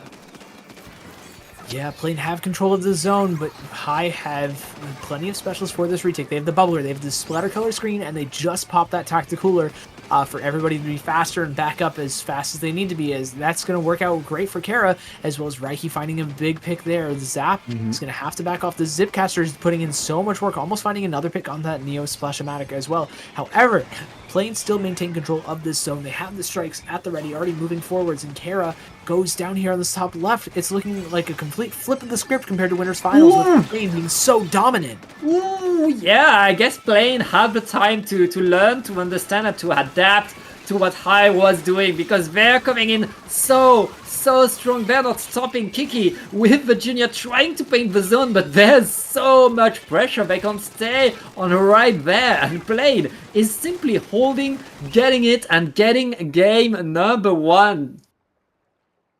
Wow. Ooh. Great What a opening game. there. Yeah. They have already done better than in Winners Finals. They got this match pretty unceremoniously in a 3-0. They've already come back with a roar to kick off Grands. And that's the power of a team of players that are good enough that they can think, that they can adapt, learn what their opponent is doing. And it shows right there that they're really able to understand what to do, how to counter things. They didn't really change weapons. They changed the way they play in order to really stop playing in their tracks. And right there, they completely outfought Plane, and now it's on Plane to adapt. High, it's on High to adapt. Yeah, and this is really the map for High here, I feel. Very, very solid map, leans a lot towards those longer range weapons, gives them a much larger percent of the map they can control from one super strong spot. Think like Hershey on that pencil is going to do a lot of damage just from sitting on snipe, or Kara on the squeezer can do so much, can really poke out so many different areas from just sitting in the back of zone. This map, it leans itself really well towards long range, I feel, but also Plane have been very good on this map too. Like they can play on just about anything, and I feel like just the shorter range, the better mobility could allow them to play when the water's down really well in mid. Yeah, keep an eye out. And these two teams, they met each other on this map during winners finals, which means they also have like a bit of knowledge of what kind of dynamic, what kind of positions they want to take. We'll see how they're able to counter things, if they're able to change the script right now, because Plane is flipping the script, getting a 1-0 despite getting beaten up in winners finals. Right now they're coming back with a vengeance and with more fight in them. Yeah, they're gonna keep the same comp. The decav, bucket, and double support shooter is gonna look really good for them so far, and there's no reason to switch off it just yet.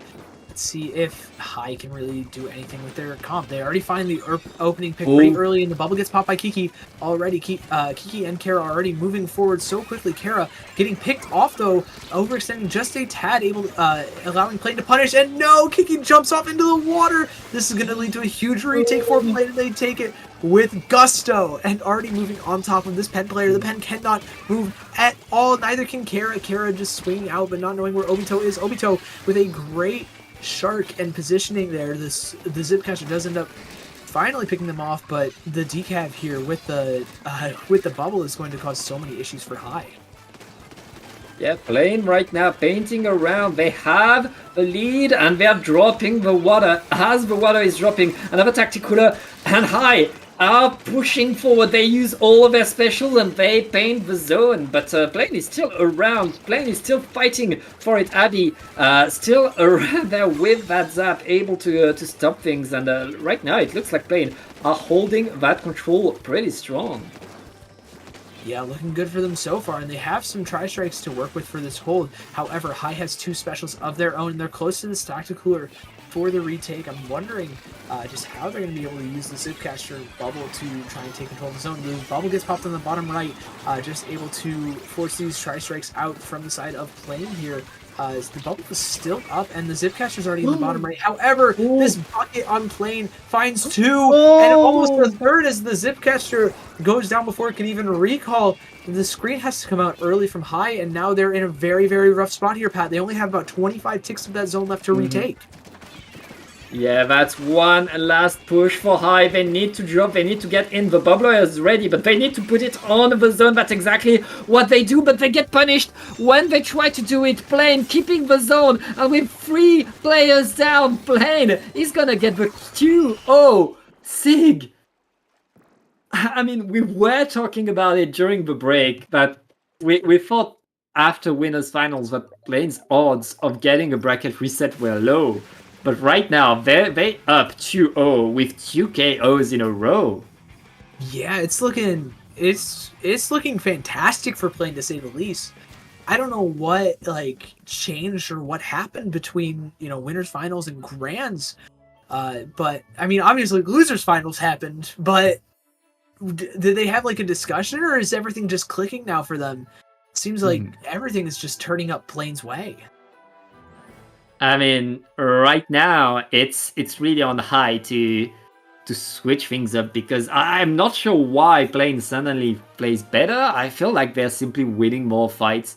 They're simply able to punish what High is doing, and High needs to change their tone, needs to stay on the map, needs to find better pushes, because what they're doing is not working. What could be the map to get us the bracket reset is going to be Umami Runes. Another double zone, a map where you can lock out your opponent pretty heavily.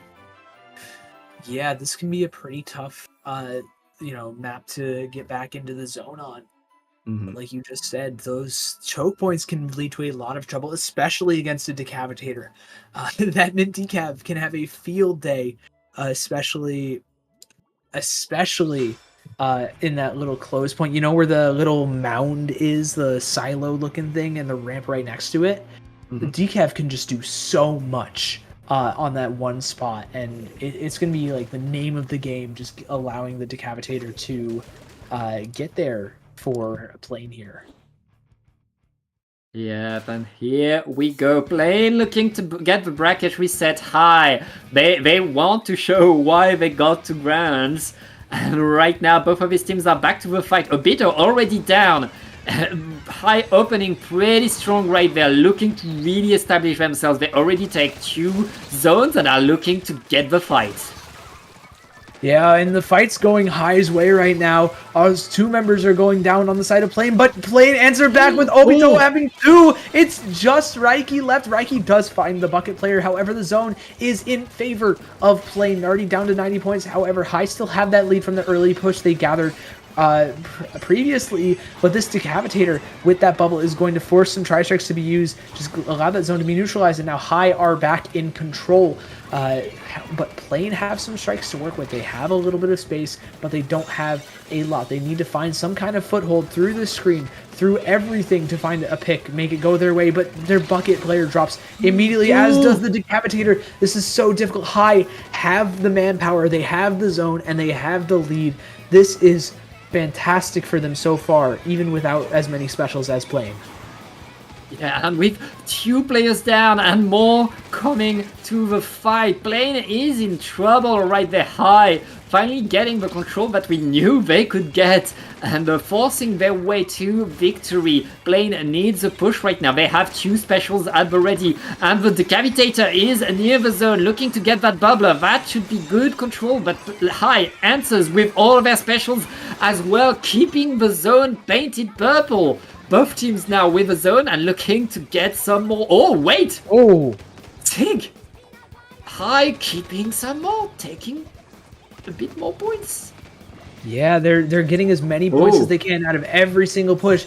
Now, the Pen and Raiki and Kiki are going to have to back off a little bit here unless Raiki can find something big with Kiki's strikes.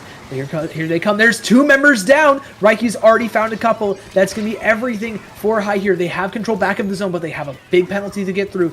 Now, Grand Soren does have that cooler out and ready, and Kara is down, so this could be pretty big for Plane here, but they still need to take that space. They still need to capitalize, and already the Zap is down. The decav is looking for just about anything that they can, but gonna have to jump out to Obito looking for anything, and the Zipcaster finds 2. The Zap is still up, but not for long. They're gonna have to back off, way off here, as the strikes go down from that bucket as well. It's so difficult for Plane to come back here. High look like a completely different team that we saw earlier in the bracket, earlier in the set today.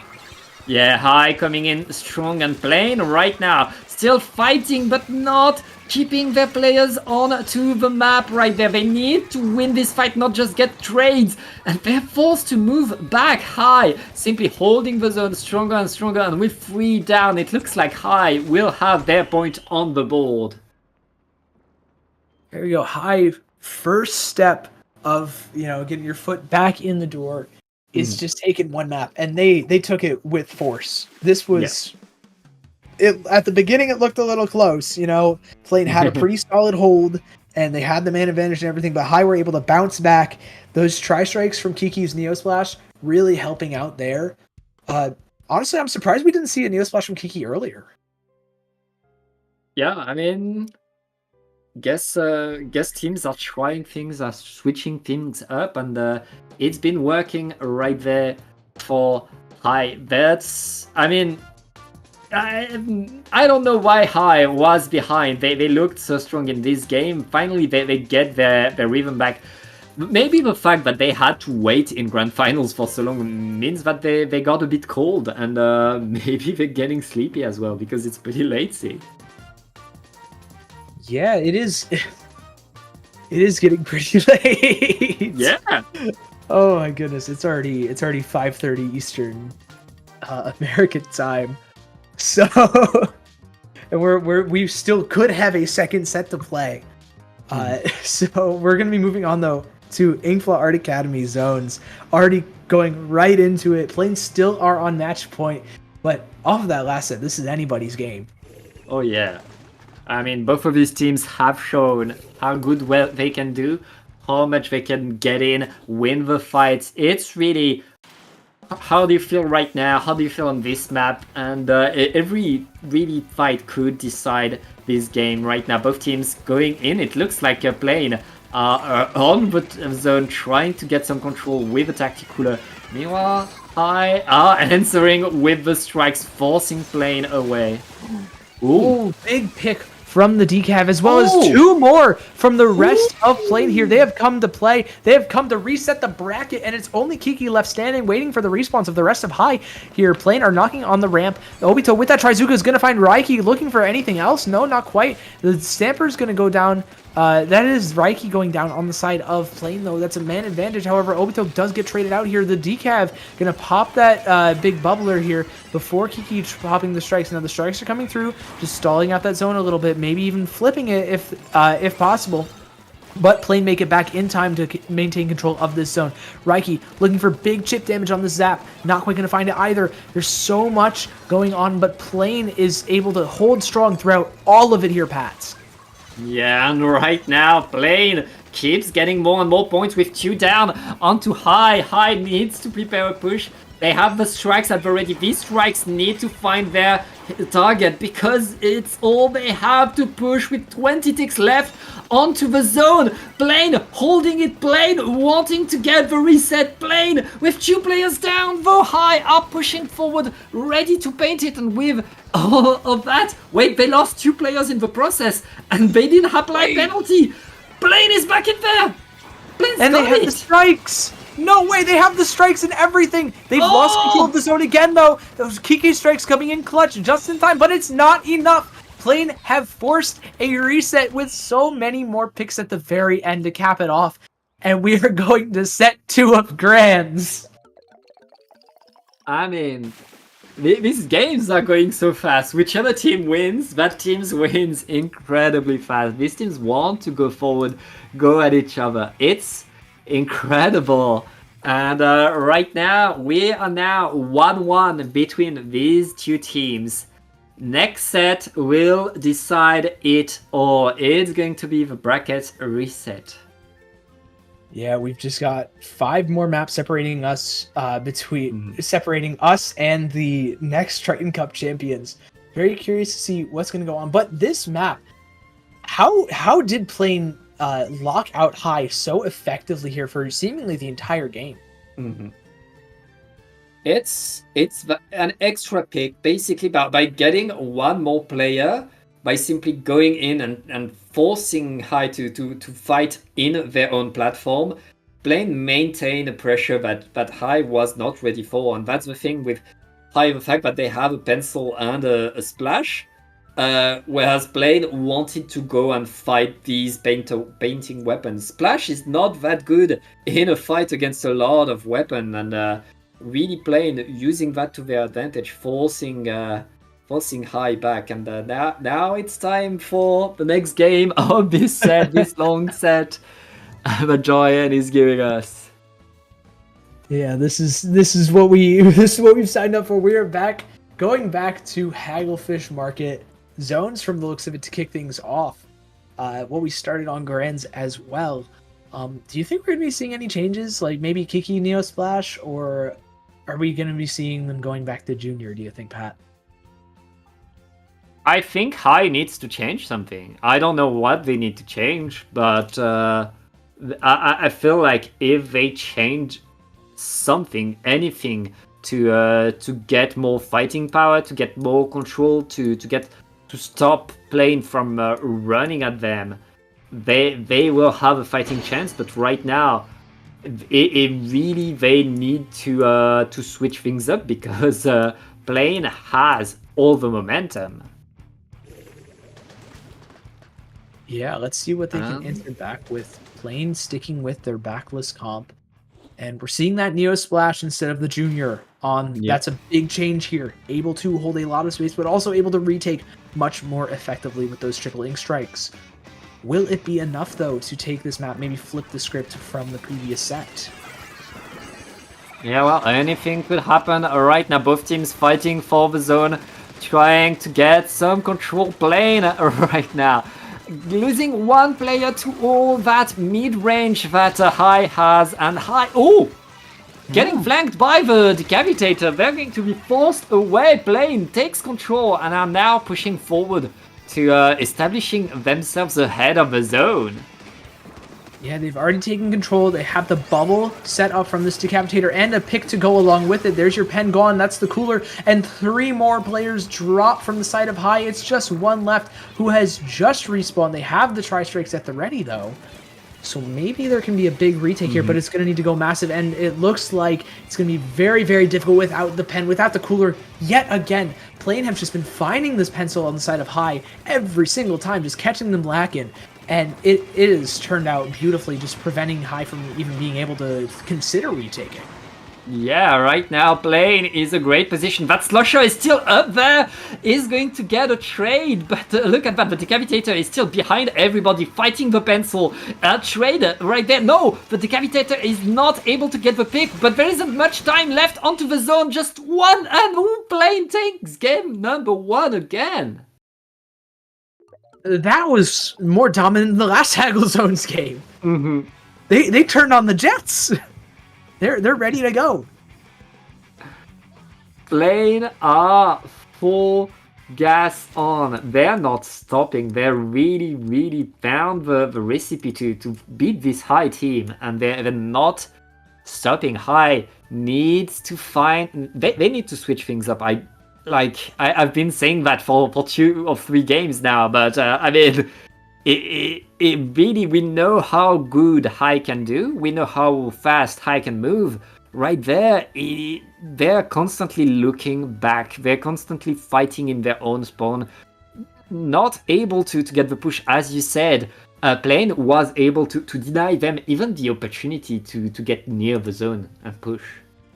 Yeah, I think a big part of that came through in finding the pencil just so often. Every single time the pencil was up, it looked like they had maybe 5 seconds of good impact on the game before getting picked off immediately by Plane again. Really just knocking them out of the sky there. Now, this is going to be a little bit easier to get on top of the pencil on Mako Mart zones, but it feels like oftentimes Pen somehow survives on here much longer as well. It's we'll see how this map is going. It's another classic map, but we haven't. I don't think we've seen these 2 teams play on here yet. Yeah, have we? I don't recall. Maybe in winners finals, but I don't think they did either.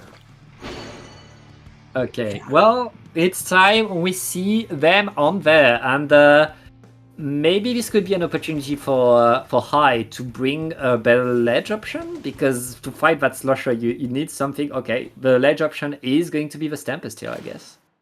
Yeah, Stamper is very lethal. Wait. Hold on a minute. That's a red pencil. That something's not quite right. That's this looks red a little pencil. off. It is. Yeah, that's more fighting power. That pencil will have more forward options thanks to the wall, but right now it looks like Plane doesn't care. They're already in control of the zone and forcing High to find their way back in. Yeah, High is already on the back foot super early. This weapon change has not been working out for them so far yet, but they're getting a lot of paint on the zone here, already neutralizing it. Again, the screen is coming out for maybe more changes to neutralize, but so are the strikes from Plane. It's allowing them to maintain control of the zone. There are 3 members staring at Kira. Maybe there's an opportunity to maybe take the fight. The Zuka comes through, finds the pick onto that pencil, but not quite much more after that. Raiki here just zoning out Obito a little on that left-hand side, but it's not going to be enough as Kiki goes down. Kira's getting rushed by 2 members of Plane here, getting traded out, going 1-4-1. It's 2 members down on the side of Plane, though, going to allow High to retake that zone thanks to Kiki and Raiki staying up. However, the decap is here, able to just chip out a little, maybe be a little bit aggressive, but no, Raiki drops down immediately from the top ropes and finds the melee, just instantly shutting down the opportunity of a flank, as well as shutting down the one from Obito before going down as well. Yeah, very, very nice answer by High right there. But they lost 3 players. Reiki is the last standing with that pencil. And that's a wipeout for Plane, who keep not only the lead, but take a lot of control right there. Look how high Obito is and followed up with by the Decapitator. It's going to be a very, very tough push right there for High. Yeah, this Decapitator's already looking for a flank, looking for Reiki, finds them with the 180. Hold on, this is a really big hold so far. The Decap is still behind. The Bucket finds one. There's another one looking. Reiki is back up, finds the Decap. That's only one member down, though. Not even able to pick up the cooler is going to be very, very difficult for this retake, and Plane have already gone through their penalty. Yeah, Plane not stopping. One last push opportunity for High, but they need to use it now. They are waiting for the special. They won't have much time right now. Plane painting the zone with everything they have. High going in there, able to take the zone, able to apply penalty, but Plane is still around. Oh well, they're no longer around. That's a delayed wipe onto Plane. High gets to breathe a little. Yeah, and with the jump in, it's just Obito left in the zone. Going to try and contest it for a solo cap from the looks of it, but the screen is going to force Obito and this Decapitator to back off just a little bit more. Kiki does go down, though. That's a big opening pick. You're close to the Zuka, I'd imagine, and you already have this bubble up. It's in the zone. Same with the Zuka. The Zuka gets popped. Not quite finding any picks. Reiki on this right-hand side, though, is looking for so much damage, so much to the zap, but not quite finding it. Actually, finally does so, and that's going to allow High to take control. It's just a one-on-one in the zone. The Zipcaster gets popped. The jumps are coming in. Reiki finds one, looking for that second. Not quite, and the jumps are coming through. Plane is back. They have capped the zone. They have given High the penalty, and they are back in the driver's seat of this game, Pat. Yeah, one team fight, won by a 1v1 in the end, allows Plane to really keep control of the zone and force High to get back into finding another miracle push. They're close to their specials. They need to get in right now. But Plane are keeping them at bay. Here comes the Zuka by Plane to paint, and all both teams are now struggling for the zone. But High is so far from the zone, they need to paint it now. Oh, they lose the seat. That's it. That's game for Plane, and that's a 2-0. We're back up to Plane being 2-0. It's looking like a repeat of that last set. This is dangerous territory for High. Yeah, that's very dangerous indeed. Plane, after a monster grand finals, are one game away from being your Triton-Cup champions. They only need one more game. I mean, I've seen teams come back from losers bracket, but that's a comeback by Plane right now. They are on fire.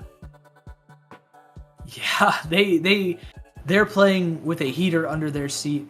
The pen switch wasn't even enough. The zap was not enough to allow High to fully deal with Plane here. They've just been playing at a pace that High really have not been able to match throughout this entire set. Yeah, very much, as you say, a matter of pace, a matter of, I don't know, just better fights by Plane right there. There were, at some point, we had a 1v1 to decide it all. Plane was able to win the fight when it mattered. It's really, really Plane taking control and going on to Robo-Roman. High needs to make it work, needs to find a way to end things, to stop that momentum that Plane has. Yeah, this is the map to do so as well. One of Pencil's best zones maps, able to contest the zone basically for free from just about anywhere on the map. High, you need to be able to come back here and win this one, if anything. Not only for, to stay alive in the tourney, but also to just establish something. You need to see something from yourselves if you want a chance here. Yeah, and here comes, this could be the final game of this tournament. This is match point for the Plane emoji. Can Can High get back from this blow right now? Plain emoji not really changing what has been working. We are now with a heavy edit. Hey, High, they're trying things, they're changing things, and that's what they need to do. Yeah, props to them for changing things up. We're back to that Neo Splash on Kiki with the heavy edit. The heavy edit being new, but is it going to be enough? That's the number one question. We need to see a result or something from them just taking a map here. The 2 picks from the strikes is a huge start. Maybe a third one with the isolated bucket. Yes, sir. And the jumps are coming through. Are they going to be able to find anything? Yes, the decap finds 3 with melees and a full wipeout for Plane. It looked disastrous for them, but with some opportune slashes, everything just flipped on its head. And now Plane are in the driver's seat yet again in this set. You can never underestimate a decavitator. You can never rest easy with, oh, I got this jump. No, that decavitator will ruin your day, and right now, Plane are in the lead, but High have taken control over the zone, are pushing things and getting more and more. Ooh, very nice right there. 3 down. Oh, we're in a 1v1, and this time the 1v1 is won by High. Wow, away from the zone, but able to keep it. That's some momentum at least. Yeah, there's some momentum. There's that's what you want to start with, and you have the lead now too. However, Plane have 2 specials they can work with, the Bubble and the Zuka. Both of them getting popped immediately, as well as those Tri-Strikes that they were oh so close to, and you have no specials to answer back with. You have to give the zone here, and there's no penalty, so Plane are going to take back the lead. That is okay if you are High, but you need to make something happen. That's a great thing to happen, finding the pick onto that decavitator. It comes at the cost of your heavy edit, and the jumps are coming through, and Reiki goes down, but it's still man advantage in favor of High here. This is awfully possible. You know, you're trying to be hopeful, and you have like constant man advantage looking here. It's just a question of, are you able to take the zone with it? And it looks like with the head it getting Zuka'd off, no, it's not. It's not enough. Plane look to take control, look to gain control back. It's not going to happen. The splatter color screen disperses them enough for High to come back here. And now with 2 specials, this hold could mean everything to them. Yeah, High finally able to get some control, finally able to set themselves up. They need to use that control as best as they can. They already lose 1 player as the strikes are coming onto the zone. Plane know that they can take it, but no, counter strikes to deny the take. That doesn't matter if there's bubbler onto the zone right now. Plane is back into control, and High needs to fight. And fight they do. They've already found 2 members of Plane here. Reiki dropping down just to find the straggling bucket. Not quite able to find that pick. And Obito does go down here. The bucket is in an awful lot of trouble. That's 3 members down on the side of High. That's a full wipeout with Reiki diving in right after the zap. And High are back in control. They have little to no penalty to work through. And they have 2 specials, the Zipcaster and this Tri-Strikes here, Pat. This, again, very possible for them to take a lead here, especially with finding the pick on the bucket and the Zuka not finding much. Ooh, this is a great opportunity for High. They maintain the numbers advantage, and they force their way to a lead. It's just the bucket left standing for Plane. High holding the zone so strong. If they're able to get jumps back in, they could get the wins, but the strikes are able to at least apply penalty. Plane now having to play catch up, but at least with that penalty, they're able to stay into this game.